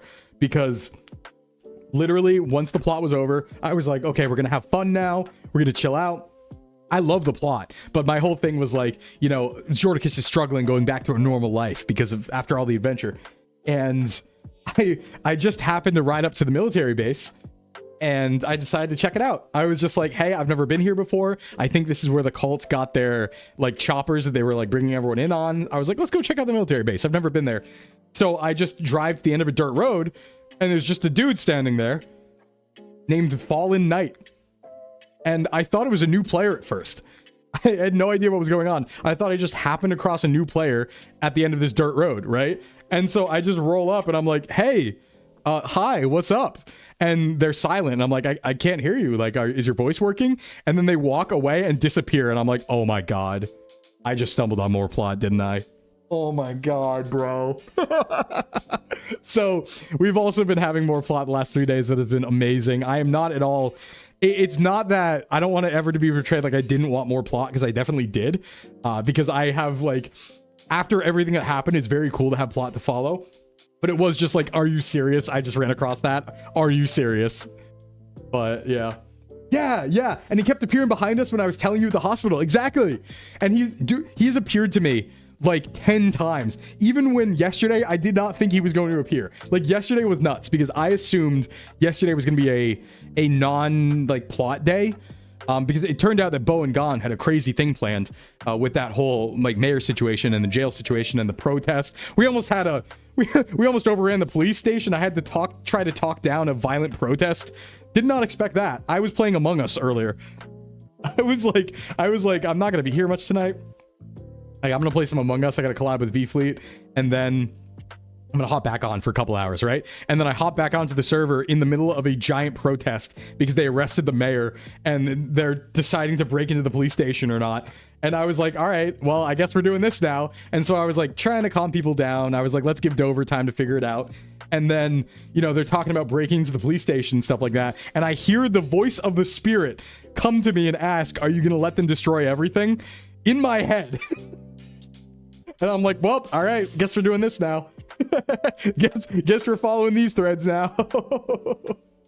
So, it's just, you never know what's gonna happen. You never know what's gonna happen. It's been the best RP ever, and it's my first time playing like a video game RP. Like, I've done D&D where I've played a character in person. I've done a lot of text-based RP, but it's the first time I have one where I can do like a lot of interactions, right? Interactivity. You can move your character certain ways, use certain emotions. I did play a little bit of dark RP in not Grand Theft Auto, Garry's Mod back in the day.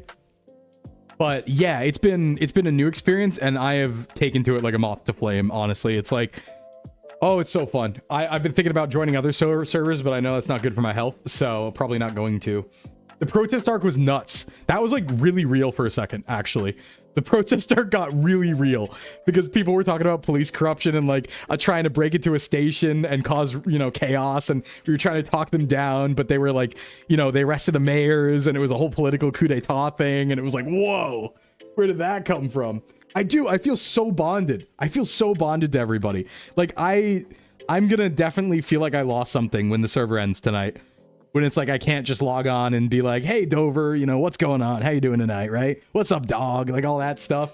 It's going to be, it's wild. Especially to do it in the first month of VTubing here as a creator.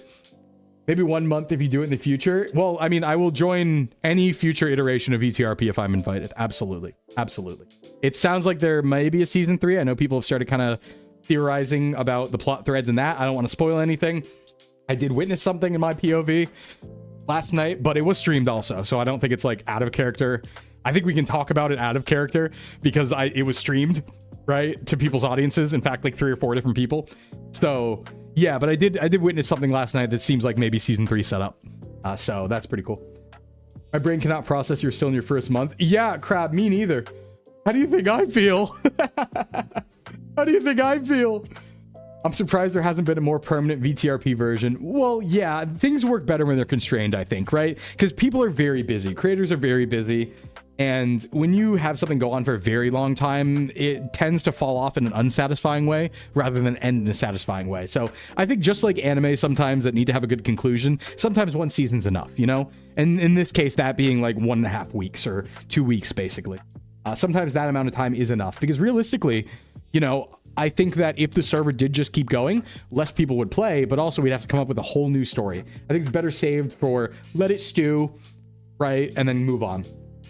Yeah, I've only been streaming a month, Gothy. I debuted November 8th as Sclimbo with Socks Agency. So as you can imagine, guys, it's been insane to... Let me go down the list, right? So it's my debut period, which is always very busy because you're kind of spinning everything up, right? So debut period... Also the holidays, so you have to do a bunch of holiday events all like very fast right after debut, no break. It's like, well, it's the holidays, get going, right?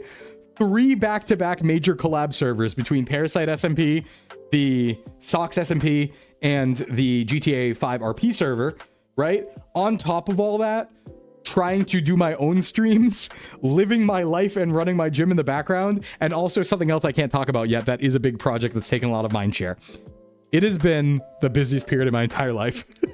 I am loving it. I am like absolutely riding manic energy right now, but oh my god. That's why I joke that like I'm gonna need to take a chill in January. Not a break or anything, but I'm gonna need to have like a week in January or somewhere late in January where I'm like, hey, no collabs this week.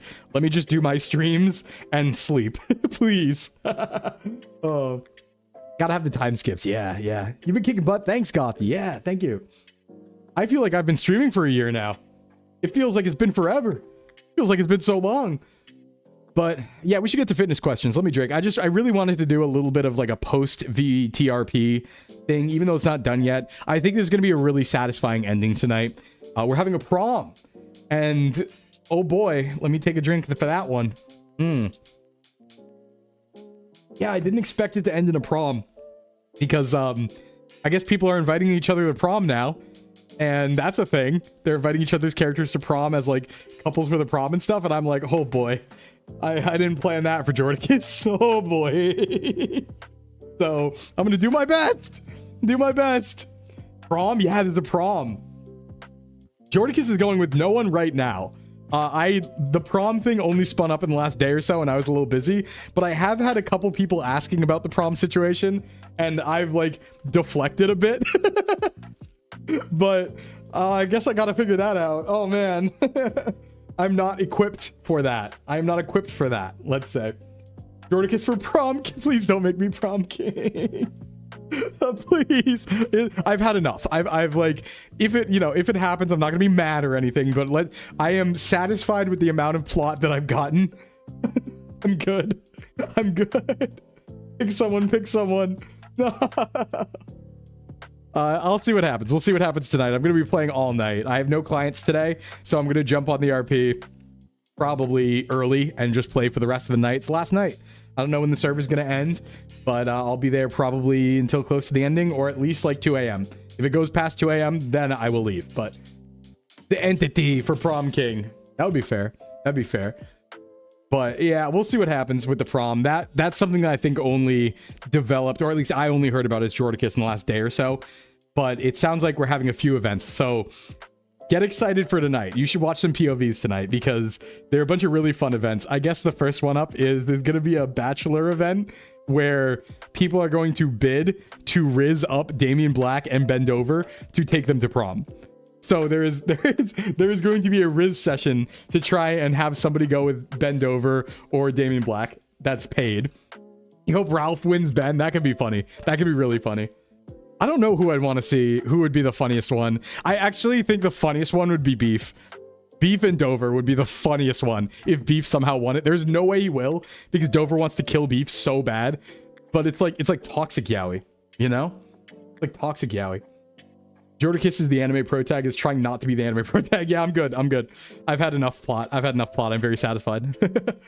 But we'll see what happens, I guess. We'll see what happens. Because I'm not opposed either. I'm not opposed to plot. I still like following threads. I'm still playing the character. But like, you know. Hey, Hirsch VA. Thanks for the raid. What's up? Let me give a shout out here to Hirsch VA. Let me make sure spell that right. How'd your stream go? What's going on? Welcome in, everyone. My name is Sclimbo, Socks Agency's certified Sclimbo and self-improvement VTuber. Today, we're doing a just chatting and fitness stream. Just finishing up the just chatting. We're going to get to fitness questions in just a bit here. If you do have any fitness or nutrition questions, there's a marshmallow pinned in chat, and you can ask them right there, and I'll answer them for you. For now, we're just kind of finishing up VTRP talk, because we're talking about the big RP I've been in for the last 14 days or so. Started on 2 soju bottles and vibing. Damn, yeah, you must be going. The bottom of the second soju, I hear, you start to see God at that point. But another one forced to raid the Brickin' Emperor. It's me, the Brickin' Emperor. But yeah, I'm excited. So it seems like there's going to be a bachelor event. There's going to be a talent show tonight. I will say that Dover bought a mansion for the events tonight, and I got to see it last night. It is huge. It is so cool. A very cool mansion. And then we're going to have the prom a little bit later. I believe at 10 p.m. EST, the prom starts. But that's not the only plot thread that needs to finish because we still have that spirit bopping around, all right? So, I don't know. Stay tuned to see what happens with that. Because the mystery of, is it related to Barnacles? What's going on? Is it the sun bug? What's happening? Where's Barnacles? Is he alive? Is he dead? What happened? That will also be solved tonight. The stories of Dog will wrap up. The story of Jordicus will wrap up. The story of Barnacles might wrap up a little bit more. And everyone's stories. So definitely look forward to tonight. It's going to be a big one. I'm not going to stream, even though I said that I should have streamed it. I'm not going to do it on the last day only. Especially not right now. So I'm going to just locally record this one, but I'm sure Dog will be live. That's going to be Koishi, or it's hard because the names, I think Lakshi or Koishi. Let me get her name exactly. Hold on. Let me give a shout out to that POV because I know that her Twitch name is different from her name that we use. Hold on. Go find it. Let me go find the right channel. Let me go find it in my DMs. Hold on. Or on the server, I mean. Okay, so we're looking at profile Lakshi. Okay, Lakshi, yes, this is the POV. Let me give a shout out to that. Hold on, let me open it, grab that. Okay, so that's Luck and then 2 S's there. Got it. Got it. Was that? So that's going to be shout out to Luck. Is that right? I always want to make sure I'm spelling it right. So this is going to be, oh my God, is that right? Hold on. There's too many S's. I got to get it right. Okay. Luck, Lux, and then she. Lux and she. Got it. There you go. There you go. Yep. So check out that POV tonight for, I think, like the end of the dog story, Barnacle story and stuff like that. I'm sure that, I think Bo will still be streaming. So I think Croc is still streaming. I think Envy had Envy's last night. So I don't think Envy's streaming, but I think Croc is later. Obviously, Tyga will be. Tyga Chama for Bendover and everyone else. So dog is amazing. Dog's such a fun character, Woof Woof. I'm starting to have that verbal tick as well, Woof Woof. Sometimes I say it on the phone when I talk to her on the in the RP. When we call each other on the phone in the RP, I'll end with Woof Woof too. Yeah, it's been a magical adventure, all to say. But let's talk about fitness for a little bit, because that's enough yapping. I'm just honored. You know, it's been cinema the whole time. Absolute Sclinema the whole time. So very excited. And you know what I'm also excited about? I'm excited I got to meet a lot of people there, and I imagine I will be doing things with them in the future too, because there's a lot of great people there, a lot of great RPers, and I'm sure that we will have collabs in the future with a lot of the cast of VTRP. I think some people are doing it already, but I'm sure that they will be people we collab with as well, because they're very cool. Very cool. Her Woof Woof's so cute for the horrors that happened. Yeah, she's doing her best. She's holding it together. She's holding it together. Okay, let's talk about fitness. We're going to swap over to the fitness channel, answer some questions. Sorry it took so long today. We had a lot to talk about. And, you know, the holidays are coming up too. So, you know, actually, next week is Christmas. So we're going to move the schedule around a little bit because Thursday's Christmas. So we might do a post-Christmas just chatting, or I might put it on Tuesday. I haven't decided yet, but that's to worry about for later. Let's do some fitness questions. Here we go. In the fitness zone. And let me also switch the category to fitness. Fitness and health. And we're in category. All right, be nice to people who come in. Wow, Christmas is just a week away. Let's see how many questions we got today. Let's do a little refreshy. All right, 5. Here we go. Start at the bottom, move to the top, see what's going on with fitness today. Is my BGM on? Yes, BGM is. First question at the bottom. Have you heard of orthorexia? What are your thoughts on it? I don't think I have, actually. Let's take a look. This is a PubMed link, so this is definitely a valid link. I know this isn't a sketchy link or anything like that. So we're going to go to that and take a look. What is this? Orthorexia nervosa. Oh, yes. Okay. Yes, I do know what this is. I never heard it as orthorexia. This is actually a very, very interesting thing to talk about. Yes, I know quite a bit about this, actually. So happy about this information. I'm happy about this information. So yeah, this is what this is, as it says here, an obsession with healthy eating. So this is when healthy eating can turn into a bad thing. And this is one of the reasons why when we talk on, oh, where'd it go? There it goes. This is one of the reasons why when we talk about food a lot, I always like to stress that no food is evil. Everything is fine in moderation, because this is what it can lead to. So there's a point where healthy eating can become an obsession. And that's what they call orthorexia nervosa. I just didn't recognize the name. And what can happen here basically is you get so obsessed with healthy eating that you start to feel morally wrong when you have a bad food, right? So if you were to eat a chocolate bar, you'd feel disgusting. You'd feel morally wrong. You'd feel like you've done something terrible, right? Rather than considering it like a food that's good in moderation or something fine or an enjoyable little treat, you consider it a moral failure on your part. And that obviously spirals into an obsession where it becomes its own eating disorder, because you can only eat things that are quote unquote healthy, that you consider quote unquote good, and that are oftentimes like only the most natural, organic, so on and so forth. Thanks for the hydrate, pretty fly. Thanks for the hydrate. Yeah, we got the research papers here. Well, someone linked this one. Unfortunately, I don't have that problem. I like almost do a little bit, but it's not strong enough to stop me from eating treats. But yeah, I might have this to some extent, honestly, because I have thought about food this way in the past. The patient recounted that he'd wanted to be healthy since childhood and is focused on exercise and proper diet, but anxiety about diet and food intake steadily increased. 2 years ago, he adopted a vegetarian diet by progressively eliminating several foods and food groups from his diet. He now feels proud to eat certain organically grown fruits, vegetables, nuts, beans, and drink only fruit or vegetable juice. His wife stated he spends between 3 and 5 hours daily prepping food or talking to friends or family about correct foods to eat. Yes. He believes the errors in dietary habits cause physical or mental illnesses, reported significant guilt and shame whenever he slips up on his regime, and eats anything containing seafood, beef, pork products, which he corrects by a day of fasting. His wife was frustrated because he refused to go to restaurants, started declining offers from friends to eat dinner at their homes unless he could bring his prepared food. He describes feeling annoyed when he sees other people eating fast food or meat. This is a mental disorder. This is a mental disorder. A lot of hours. Yes, this is what happens when you take things a little too far with diet. I have not been this extreme, but I've definitely had times like this, right? Like, some of this sounds familiar to me. There was a period in my life where I 100% did bring pre-prepared food to holiday gatherings. So that's a real thing. And some people have good reasons to do that, right? Some people are preparing for competition and they cannot miss a day. But the thing is with this is you get so deep into a mental state of worrying about what's the healthiest food and stuff that you forget to enjoy life. And I think sometimes it makes it so that it's ironic that you lose your life by doing this, because you don't get to have fun. You don't get to enjoy time with your friends. You don't get to enjoy food with your family because now you're so worried about eating the proper stuff. And there's a lot of mental spirals involved with it, thinking that, you know, you're gonna die or something's gonna go terribly wrong if you eat chocolate once, you eat something bad once, and it can honestly self-inflict illness sometimes. If you think about like Munchausen's, right? This could include some vegetarians and vegans. Yeah, this could include a lot of things, you know? Meanwhile, I have 2 monsters and a pizza after my factory shift, the ideal diet.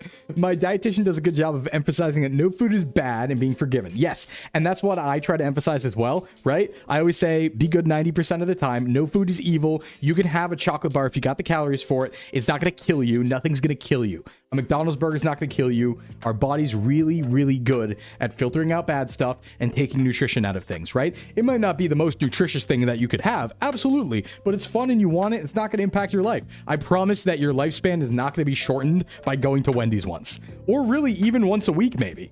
If you're otherwise healthy and exercising and eating well and getting your nutrition, probably not even once a week is going to affect it at all. So this is very much like, yeah, this is a real thing, a mental disorder. It is definitely a food disorder as well, like in the same turn as, like, I don't know much about mental classifications, but I imagine this is the same sort of like food obsessed thinking as like anorexia or something like that, or bulimia. Fasting the next day to make it up. Yep. How are you after the 3-day-old cheesecake? I only had a little bit, so I tanked it, Mika, but thanks for asking. Let's see. Physical exam revealed a thin male in no distress who measured 5'10", weighed 145, body mass index of 20. Vitals included a temperature of 98 Fahrenheit, normal pulse, oxygen saturation on room air. Yeah, no abnormalities. Completely healthy. Comprehensive metabolic profile revealed decreased sodium. So if anything, under eating sodium and bradycardia, which are medical things, so not my expertise. But yeah, so all to say, dude was relatively healthy, but completely obsessed. And this is a real thing. So yes, I have heard of this. It's a mental disorder, something we got to be careful about. And I would suggest that if you do have those thoughts, if you do have trouble not viewing food that way, you should definitely go and talk to a professional about that, because it is a very real thing. And it's something that honestly probably tied in a lot with like body image issues and stuff. A lot of people do deal with even a lighter version of this, you know? A lot of stuff like this in parenting groups where you feel heavily judged if you don't give your child the perfect diet. Yeah, I bet. You know, there's always that mom you'd see of one of your friends who only let them eat like granola, right? The crunchy mom who only let them eat granola and vegetables and never any snacks and never any pizza, never any soda. But I think what's important to remember is food is socialization, you know? So when you share food with people, you're sharing a connection. And that's why food's very important. It's a cultural thing too. So restricting your child to never having a soda, never having a pizza or anything like that, really sometimes can do them a disservice and sometimes even can result in them being bullied. That's something I've seen before in elementary education. And so I would recommend for parents in general, it's like, listen, birthday party, let your kid have a pizza. I know it's not the healthiest thing ever. He's not going to die. She's not going to die. Have a slice of pizza once every month, right? Totally fine. Not going to be a negative impact.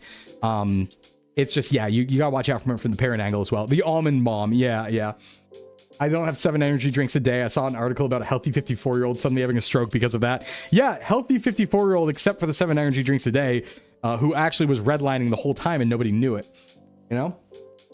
Makes it harder for them to eat things in the future. Yes. I think teaching good, healthy food habits to your children is important.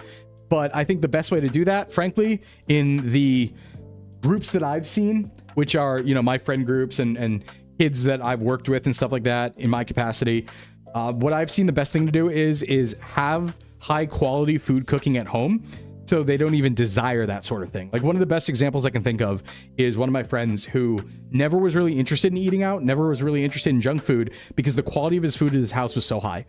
Like, he was eating great stuff all the time, wide variety of stuff, great meals, and because of that, he never desired that sort of thing. Like, he was somebody where the burgers were so good he didn't put condiments on his burgers. So he thought it was bizarre that people would put ketchup on a burger because it was so juicy at his house, even with just the burger. So I think some of the best things you can do is promote a good food environment at home, and then let them experiment a little bit when they go out. But they won't get addicted to it if they're being satisfied elsewhere.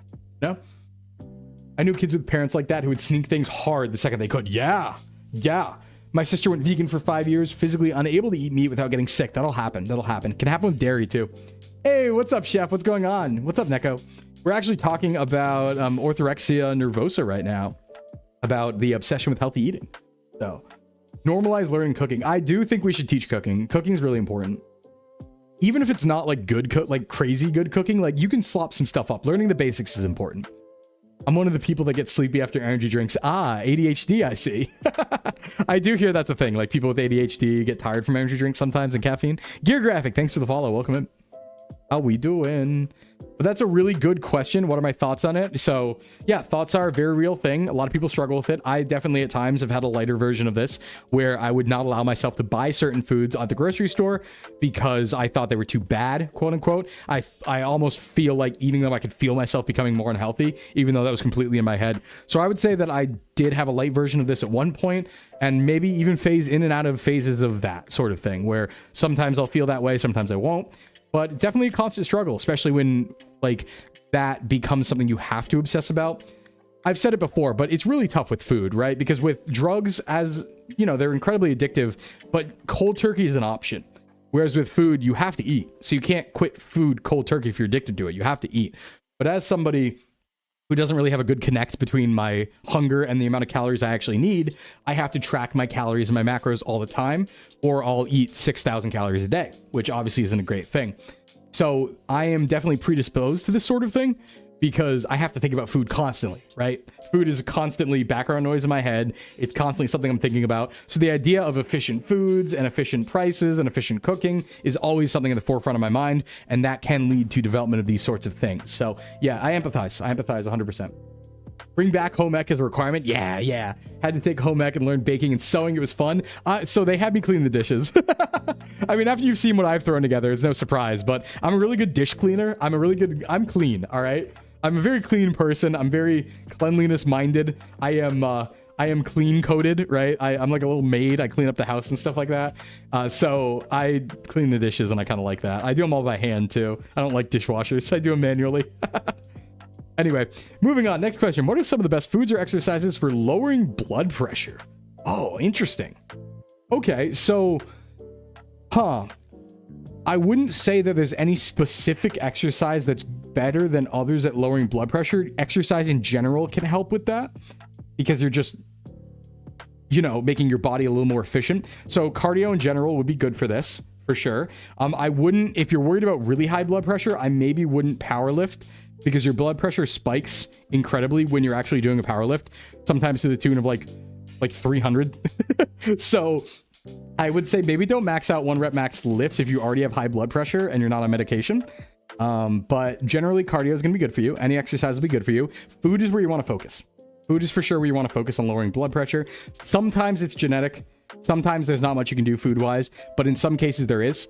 And so what you'd want to do there is just focus on getting a good amount of potassium to balance out sodium, stay hydrated, and don't go crazy on sodium. If you already have high blood pressure, I would say stay well within those recommendations that the FDA gives out on sodium, which in the US is 2,500 milligrams per day. I'd say try to aim for that. Definitely get some exercise, definitely hydrate, get a lot of potassium, so get your potatoes. Also a lot in chicken too. Coming from a super broke family, I always predisposed to overeating and stuff, since you know you don't know when the next meal is. Definitely a challenge to keep that in check. Yes. Oh, I feel that. Best part's when your stomach overproduces acid, you got no choice but to eat to use it up. No powerlifting for me. I mean, you can lift and you should lift, but you don't want to 1 rep max power lift, pull, deadlift necessarily, because that could exacerbate the issue. If your blood pressure is already high, You don't want to be spiking a 400 or something in the middle of a lift. So I lowered my blood pressure by having a baby. Don't know how that happened. Well, I mean, that's stressful on your body for sure. But also, I would say blood pressure, right?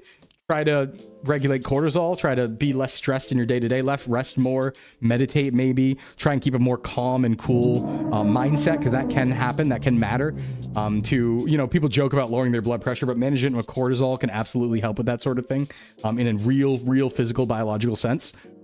But yeah, I would say that just watch your sodium and also recognize that sometimes it is just genetic. Some people do have high blood pressure regardless of what, or high cholesterol, regardless of what they eat food wise. Sometimes it does run in the family.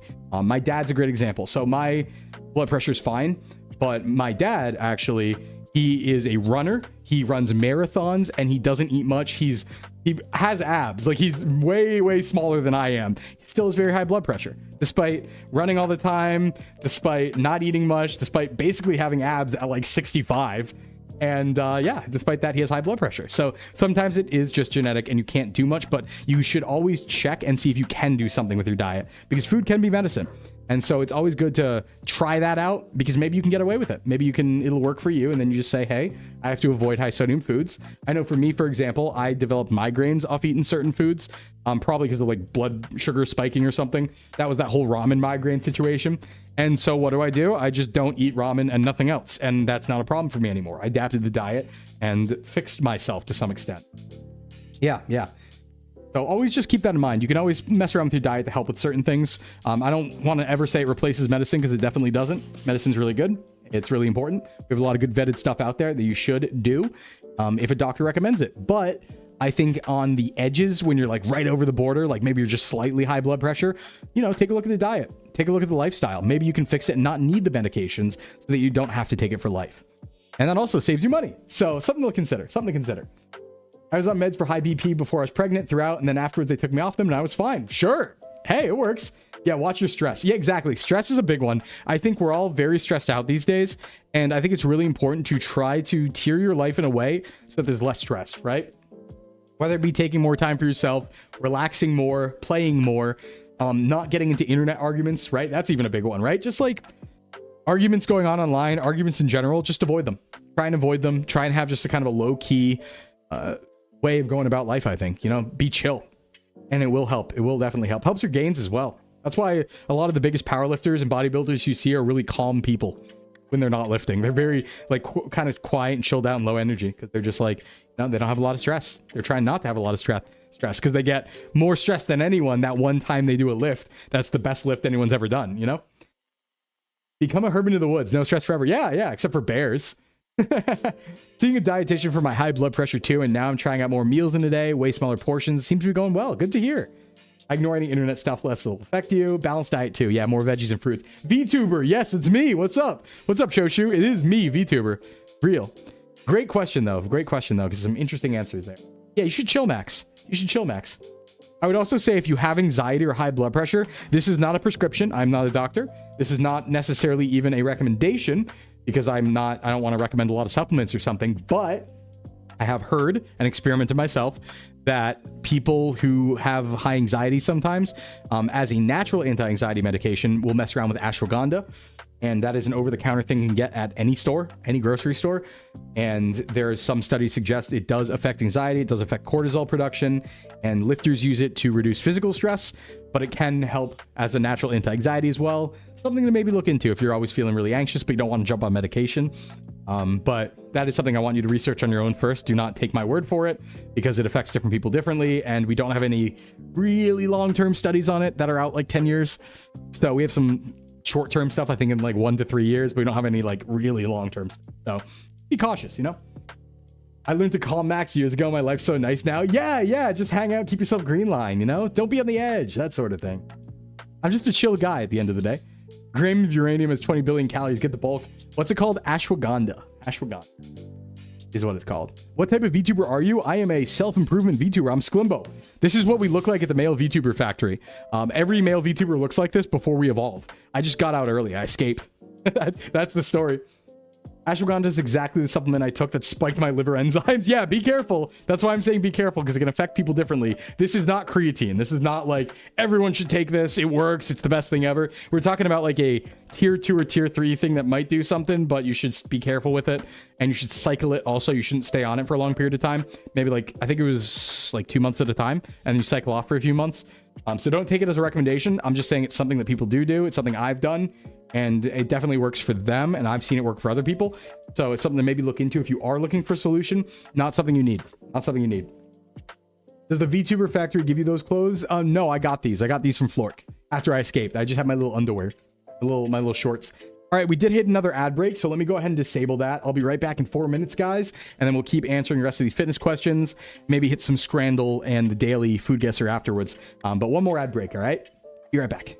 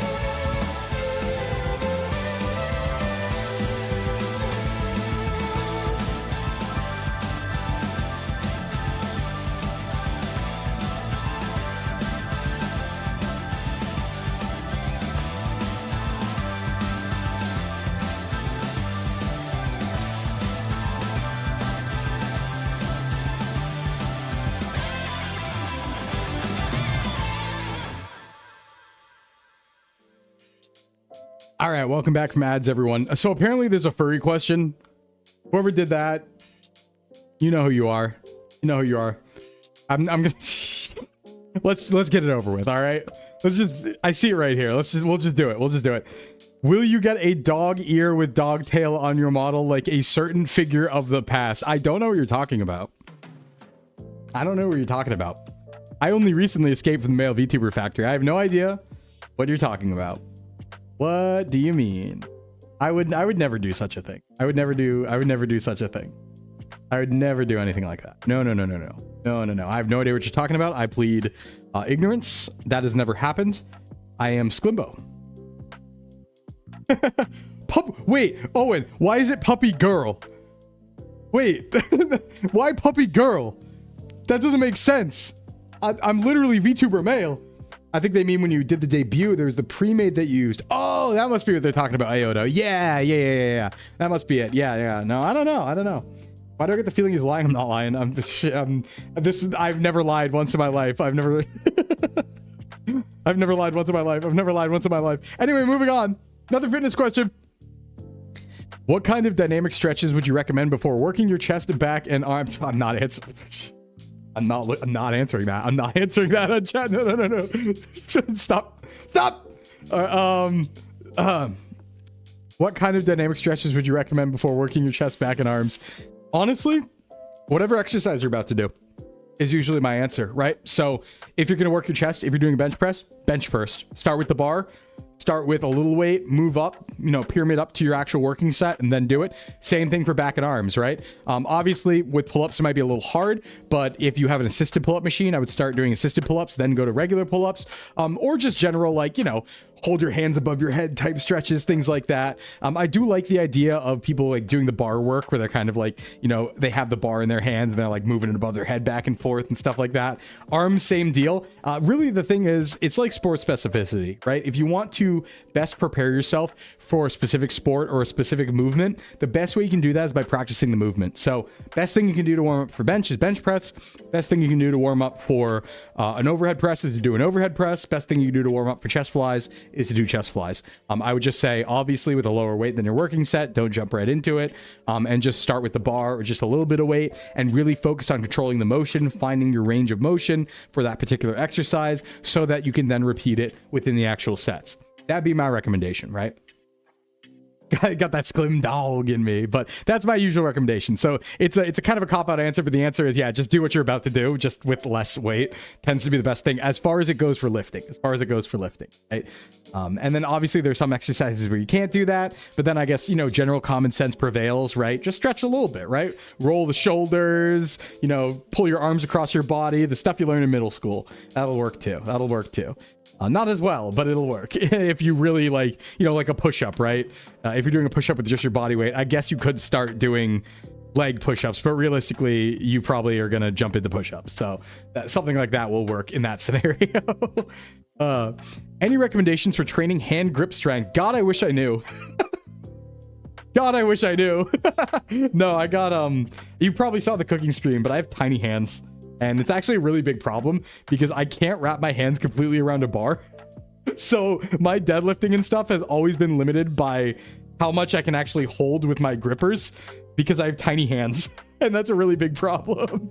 Rock climbing. Gigo, that's a really good one. Rock climbing. Obviously, you can use a grip strength trainer. I think deadlifting does work your grip. Just holding weight in general, like farmer's carries, deadlifting, things like that, focusing on the grip really helps that. So if you don't have access to a whole rock climbing gym, you can just do those things. Anything that requires you to hold weight will train your grip because you're gripping it, right?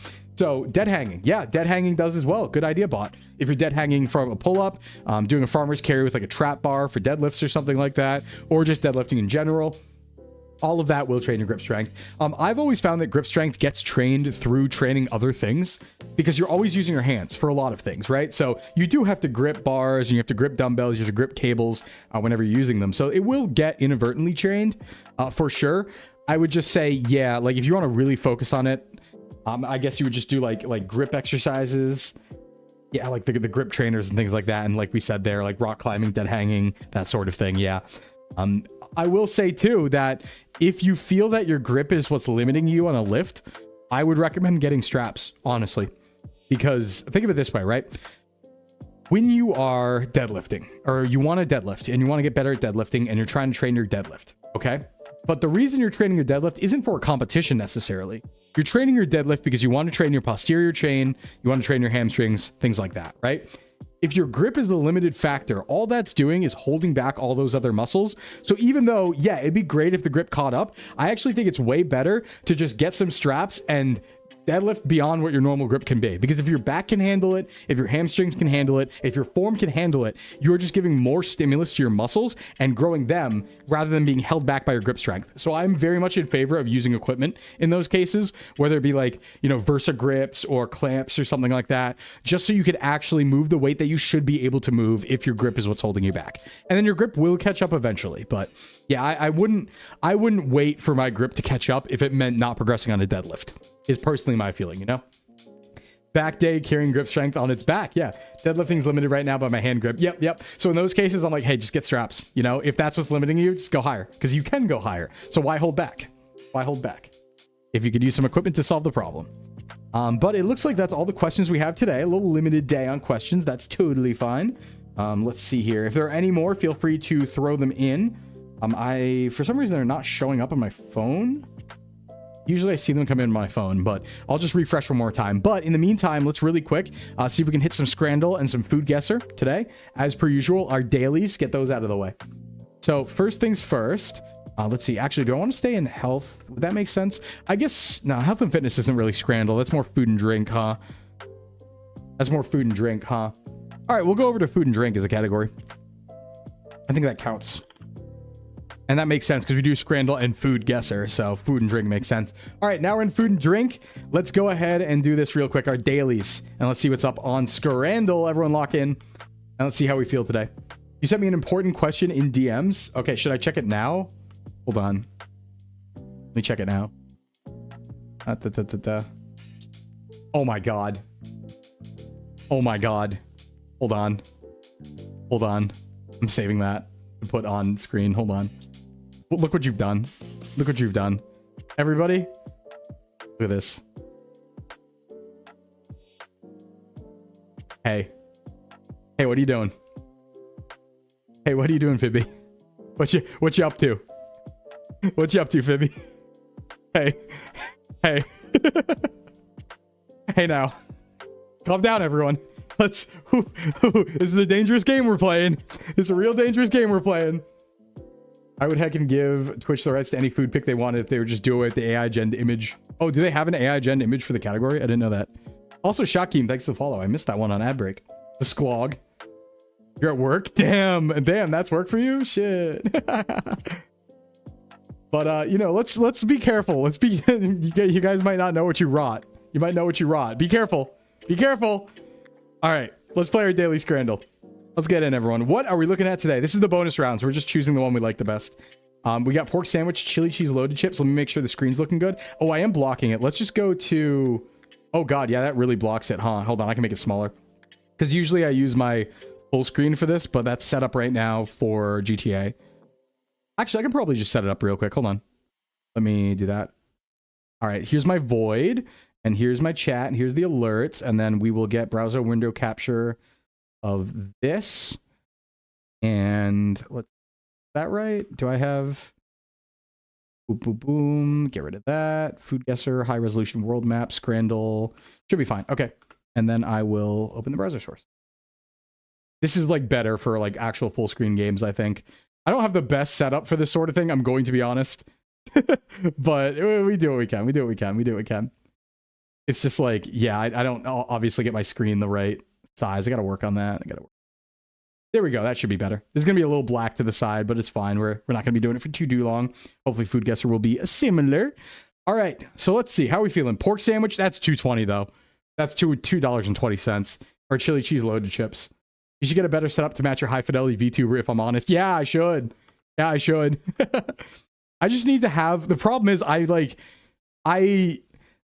don't keep browser tabs open a lot, so I have to manually resize the browser every time because I don't keep tabs open. So I'm just like, I have one browser that I use for everything. So because of that, I need to like turn it into the browser for these games, but that means I have to readjust it every time. So sometimes it's like, oh, it's off. I got to fix it. I'm going to go chips here. I'm going to go chili cheese loaded chips. Of course, these are French fries, not chips. That's not a real word. But yeah, we're going to go over there. Thanks for the lurk, Poemi. What do we got over here? We got Bodo Glimt in Norway. You discovered you had over 730 tabs open. I don't think I've ever had more than 10 in my life. Yeah, I mean, what are you doing with all those tabs, right? You doing anything with those? You want to share some with the class? Damn. Does that just say sausage water?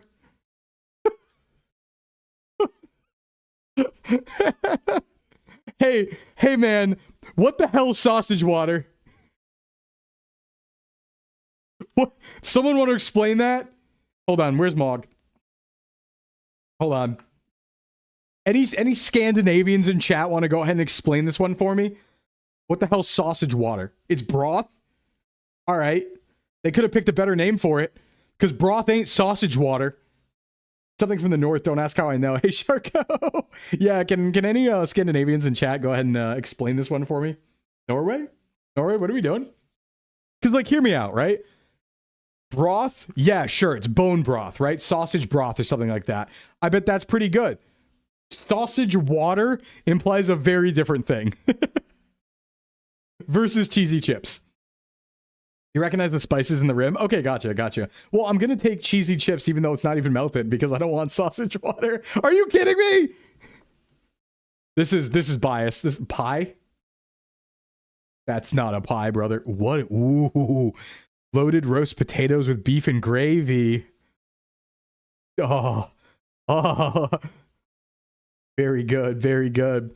All right, 64 pints of Grolsch from the Netherlands versus Korean BBQ chicken waffle cone. Okay, well, that's good for the bit, but it is $279. That's a pie when I'm done with it. I can't believe sausage water got 20%. That looked like the thing I baked last night by accident. Did they all pretty close to correct? So you're an honorary Norwegian? Oh, cool. I'll take that. Hell yeah. Anyway, yeah, not 64 pints of Grolsch or whatever that is. We got hot dog, always looking good every time, and hot dog meal. Wow. Okay, well, here's the problem.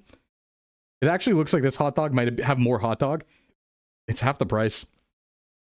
Really? You want fries? They're worth that much to you? All right. Far be it from me to argue, I guess. Jeez. That's a pint when I'm done with it. That's $4.30 a pint. That's so reasonable for the footy. For the footy scran, as we say. Today's special, no price data from England versus chips and nuggets with ketchup from England. Double England pull. That looks better. Oh, yeah, it looks better. What do we got here? Chicken and chips versus fried chicken and seasoned fry. We got chicken versus chicken. Aston Villa versus Wembley.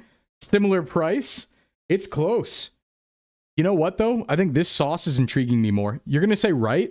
I think this sauce is intriguing me more. I'm going over here. It's surprised it's not that close. Huh. They're kind of, get out of here. Hot dog. I don't want peas. You freaks. All right. Watching you play this is driving me wild. I've chosen every opposite answer. Google Docky. Get those mushy peas out of here. All right. 2 Balti pies for a lot of money or slider box deal for a lot of money, but like you get sliders and it's the USA. I need a bigger bun for that dog. I do. What is that? Drayden Belly Buster versus Gleistarks and beer. Is that Cyprus? Never been to Cyprus. I want to go to Cyprus. That seems cool. Eat them cold out of the tin for a meal once a week. I can't. Mushy peas. I don't like vegetables. That's scary. That looks great. I want it. Pretzel's pretty good too, though. Then we have from the Wycombe Wanderers, lamb and chicken tiki naan and pizza and cannolis from England. Also, that is very depressing pizza, actually. And it's more money. So we're eating at 93 over here. All right. Not bad, Scrandle. Let's play another. I think we missed a couple dailies, so let's do a practice round. Get a little more scran going on. Scran it up. What do we got? Tanzania versus Algeria. 20. Whoa, that's actually interesting. Squid, as much as you can get on a toothpick for 33 cents. Or sausage. Hey, Kings Up. What's up? Welcome in. Look at that. Sausage. Neither. I don't know. I'm actually a fan of both of these. Squid, as much as you can get on a toothpick for 33 cents is pretty awesome. But also, that's a big sausage. Huge. I'm going big dog. We're big dogs in this household. From Poland. Jerk chicken with rice and peas and cold slaw or crispy tofu nuggets from USA. but it's 11. They're both $11. Well, I mean, I'm going jerk chicken, even though there are peas. That's a lot of meat. I like that. If squid's cooked bad, it's ranked. That's fair. Monster taco doesn't look much like a taco versus the loaded roast potatoes. I mean, they just look so good. They just look so good. Even though that's meat, these just look so good. Every time, every time. Currywurst, I like the idea. Chinese chicken skewers. I'm going currywurst because of the price, and I like it. I like it. Cachorro de Rosario and spicy lamb flatbread. I like lamb. 3 hot dogs and 1 bun is what they say there. That's $3. That's a lot of price. That's a lot of food for a lot of, or low price. Words. Honorary meat. Yeah, they are. They're like honorary meat. I agree. Krakauer. Another big dog. Why do they do this? Like, what's the joke here? Is this a bit that Europe is doing? Because they all have these enormous sausages and a little roll. Little tiny roll. What's the bit? Is this like a bit? I don't get it. I keep seeing this. Brisket tacos. Oh, that looks real. Look how good that looks, though. It's just to hold it. Oh, okay. Yeah, they haven't discovered hot dog buns yet. Let's give them time. The inventions in Europe are a bit behind the United States, you see. We're kind of on the precipice of technology. They're getting the hot dog buns. They'll get there. They'll get there. Although, that's $3.90, and I like meat. So, I mean, that looks so good, though. I get it. I get that one winning. Peppercorn steak. Full English breakfast. I want one right now. Bratwurst is Europe's calm down. The Scandi version's a potato pancake you wrap around the entire sausage. I think that makes more sense, crap. I think that makes more sense. Chipped sausage and curry sauce in a big old bowl. I'm a big fan of bread bowls.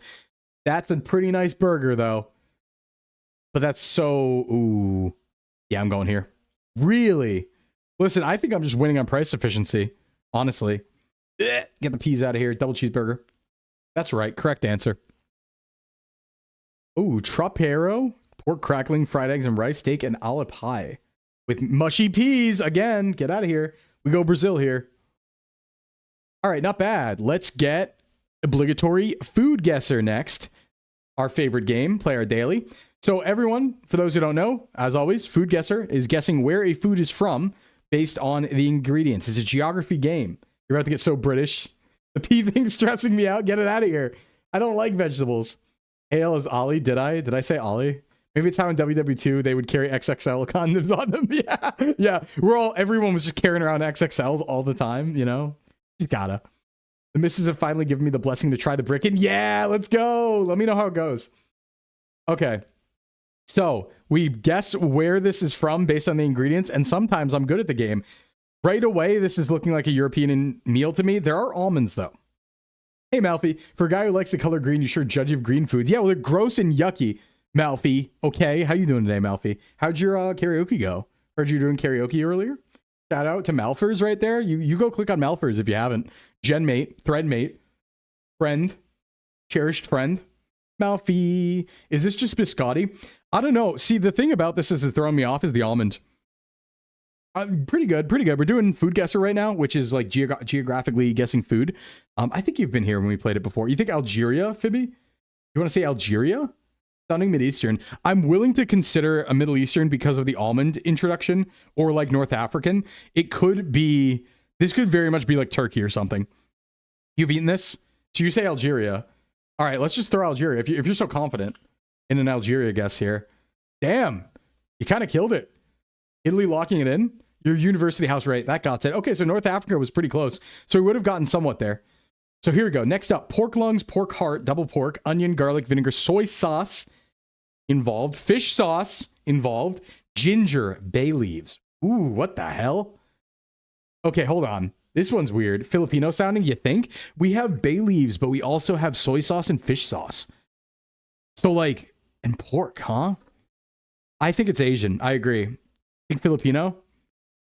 Let me read. Finely chopped pork, beef, lungs, and heart. Okay, so it's awful. As in awful as in organs, not awful as in bad. Seasoned with vinegar, sometimes annatto for color, vibrant, flavorful dish. Hearty main course with rice. Okay, let's go Filipino. I agree. Rice mentioned. And also it does look like it is. I agree it's Southeast Asian. It's Bopus! Yo, I love Bopus. You gotta Bopus it up all the time. Always having my Bopus. Big fan of Bopus. Shout out to Bopus. Shout out to Bopus. Almonds again, egg whites, sugar, vanilla, lemon zest. That's an almond cookie. That's literally an almond cookie. It could be from anywhere. It could be from anywhere. North America. You're jorking your boppus, honestly. I prefer Beppis sometimes. England. Let's see. Hint of bitterness. What do we have here? England. Hint of bitterness. Enjoy with coffee or tea. All right. Nope. But what that means, if it's tea and coffee, this could be anywhere. You think Turkey or Iran? The almonds are getting me again. You know what? Why don't we go Iran? All right. Iran border, northwest. That's going to give us Iraq, Armenia, Azerbaijan, Turkey. Could still be Turkey. I think Turkey. I like Turkey. I like Turkey. There's a little bit of Western influence in here. I like Turkey. Yep. Kind of killed it today, guys. Kind of killed it. Play some more rounds. Play. I think that's what I want. For chicken. That's fair. Potatoes, yogurt. All right. Hold on. We got this one right away. Who is combining potatoes and yogurt? Very few people who will do this. And here's cucumber as well. Very few people who will do this. Queso Europe. Yeah. This is... Oh, you know what? I'm torn between Greek, but I'm also torn between... Hold on. Wait, no. Wait, stop. There's chili in this. Green chili. This might be secret South American food. I was going to say Greek Bulgarian, or if I saw cucumber and mint, I was going to say Scandinavian or Russian, but there's green chili in here, which makes me think this might be a secret South America dish. Indian, also an option. I'm scared. I want to throw my usual Brazil Hail Mary here, I think. Peru, let me throw Brazil and see what happens. If it's cold, we'll know. It is ice cold. Okay, so it's not on the continent. So we're wrong about South America, which means that it probably is... Okay. Borders northeast. It's something else. It's not India, however. It is, in fact, Nepal, Bhutan, or Bangladesh. Or China, but probably not China. I'm going to say Nepal, you think? Yeah, I agree with Nepal. It doesn't seem at all like an Asian food necessarily. What I mean by that is like East Asian food. So I like Nepal. Yep. Pakistan. From Brazil, it totally looks like something I'd eat. Yeah. When in doubt, throw Brazil is usually my question. Okay, so there's literally chicken soy sauce, Chinese rice wine, sesame oil, cinnamon stick, orange peel, honey. I mean, that's Peking duck, yeah. Unless this is a US food, but I don't think it is. Soy sauce chicken. Duck, ooh, hold on. We have ingredients I don't recognize. And cassava root. This might be an African dish. Duck, tukupi, jambu. This is probably an African dish. Whenever I don't recognize ingredients, it's usually an African dish. Yep. Okay, I'm going to Africa right away here. But do I go to Ethiopia? Or do I go somewhere else? Is the question. Ethiopia is usually a fair guess for Africa. What else? It's duck, huh? Duck. Let me throw Ethiopia, see where that gets us as a good first guess. Could be South America, you're right. I don't know. The ingredients, though, make me feel... Okay, you're right. It's South America. God damn it. It's like a joke. It's like a joke every time. Is that not funny? Is that not hilarious? How that works? Is that not the craziest thing you've ever seen? Brazil, man. I don't know. Always Brazil. It is funny. Wheat noodles. Yep, the Brazil Hail Mary. You need it sometimes because whenever you don't know whenever you're confused, it's South America. Whenever you are confused, it is Brazil or South America or bordering Brazil. Anywhere bordering Brazil. Brazil cannot keep getting away with this. I'm going to crash out, actually. Is this just ramen? Hold on. Wheat noodles, chicken broth, soy sauce, vinegar, sugar, sesame oil. Yeah, looks like ramen. But hold on. Maybe it's a variant. Perfect for hot days. Cold noodles in a bowl. Nah, the vinegar. Yeah. Soy sauce, vinegar, sesame oil, garlic, cucumber, boiled egg, ham, scallions, mustard, sesame seeds. I'm worried this is a fusion food and not actually Japanese. Yeah, I'm worried this is like a secret Canadian, North American fusion food. And it's not actually Japanese. Yeah, I guess we throw Japan, then go Canada if not. Maybe. Peru? Wait, Peru? Hold on, Gigo's pretty confident on Peru. Let me hear the reasoning. I don't generally hear rice vinegar and ramen. I agree. It looks like a Western ramen or a different type of ramen. There's cucumber as well. Scallions. I wonder if Gigo, do you have justification for Peru? What's your thought? What's your thought here? Because I'm willing to go west. I don't think I'm going to go Japan. I think we're wrong about that. This one is weird. There's sugar in this too. Nikkei food is an established type of fusion food of Peru and Japan. You think Viet or Thai because of the cold noodles? That's fair. I kind of like what Jigo's saying here about maybe Peru, though. Let's see it. Nope. Okay, let's do it. Then that means that maybe we should go Viet or Thai. Yeah, let's go Viet. Okay, it was Japanese. We overthought it. We overthought it. Damn. Whole chicken, garlic, soy sauce. It wasn't a trick. Usually it's a trick. Calamansi juice. Banana ketchup. I see banana ketchup. Anyone want to take a guess? I know this one. Yep.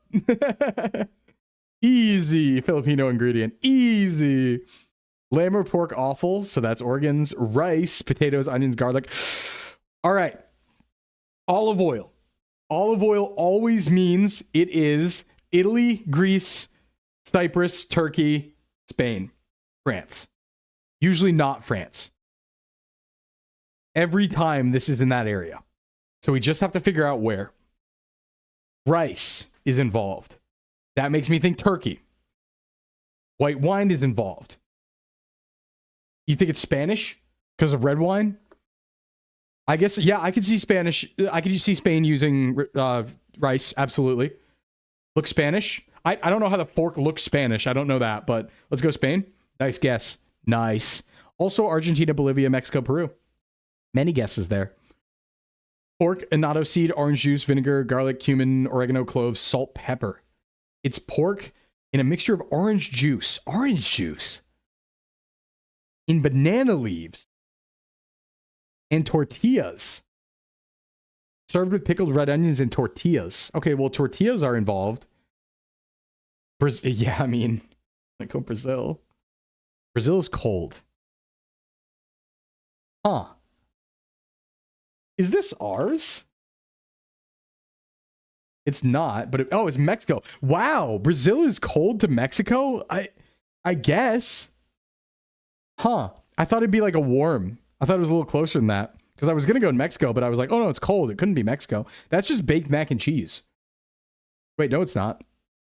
Cook ground beef with onions and bell peppers and mixing tomato sauce and pasta. This is, I think, ours. I think this is ours. This is a casserole. I think this is ours. Yeah, this is Johnny Marzetti. Johnny Marzetti. Columbus, Ohio. That's an American dish. If it's a casserole, like, come on, right? That's easy. Technically a different continent. Yeah, I guess. I thought it would be location, but maybe it's continent. Oh, this is mine. This is 100% United States. This is New England. This is something I've had before. This is me. Yep. Clam dip. This is something I've had before. This is at Christmas sometimes. Yeah, no, this is not charcuterie. No, it's clam dip. This is clam dip. This is a New England thing. Yeah, clam dip is often associated with New England and northeastern United States. Yeah, this is mine. This is my home. My turf. Clam dip, yummy. It is yummy. It is yummy. Absolutely, that's mine. Yeah. Lobster bisque goes hard? Sure does. I don't know what sole is, but it's a type of fish. I know that. I've heard of it before. But where's it from? Salt, pepper, parsley, capers. What fish? Sole. Soleil. Something like that. One of those. What could it be? Shoal, Cholet. Who knows? But it is butter, flour, lemon, salt, pepper, parsley. La poisson, hee hon. Oh, really? All right. Well, everyone's real confident in French and making fun of it, so. And there it is. Did that say manure? No, manure. I cannot stand lobster bisque after college served it for 250 days straight. I don't know. It sounds good, like good food for 250 days straight. Can't complain. All right, that's all for today. I got to get going because I need to edit one of these VODs down and get rid of it before tonight, or I will not have enough storage to actually record tonight's POV of VTRP. So it's been great. I will see you all tomorrow for GeoGuessr House Hunter. Get excited for that. It's a really unique thing I've come up with where we play GeoGuessr, right? And then wherever we land in GeoGuessr, we're going to go to Zillow and look at the cheapest and most expensive houses in that area and probably critique them, right? And critique them, imagine life in them, that sort of thing. It's going to be a fun, unique, experimental stream tomorrow. Come on by then and I'll see you. But for now, stick around. We'll find someone to raid into and get on out of here so I can get some food in me and start getting ready for VTRP. Let's see who's on. Ooh, Cammy's on. Cammy's on. What is look outside? Yomi's also on. Did I raid Yomi this week? Does anyone remember if I raided Yomi this week? I actually can't remember. Yomi is doing a special event stream right now, though. Yeah, no problem for answering the questions. Let's see. Thanks for stream. I don't remember. I think I might have raided Yomi this week, but I don't remember. I didn't. No, I raided Ramnor yesterday. Who did I raid on Monday? Who did I raid on Monday after Pokemon? I don't remember. Huh. I don't remember. I don't remember.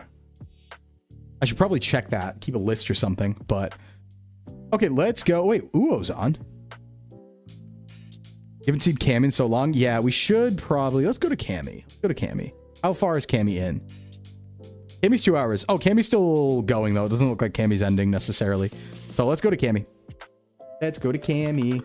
I think we might have raided Yomi on Monday, but I can't remember. And we don't get that much of a chance to raid Cammy because she usually doesn't stream around this time. Let's go to Cammy. Let me sure all that right. Cammy's Rosette. All right, everyone, let's go say hi to the senpai. And I will see you tomorrow. Cammy is playing Look Outside and did some Lego stuff. Ooh. Yeah. No, we want to... Cammy's going through some stuff right now, as you might have seen on Twitter. So let's go bring some VTuber mail cheer to Cammy, all right? All right, I'll see y'all later, everybody. Thanks for coming by. Stick around for the raid, and I will see you tomorrow and tonight on VTRP. Bye-bye.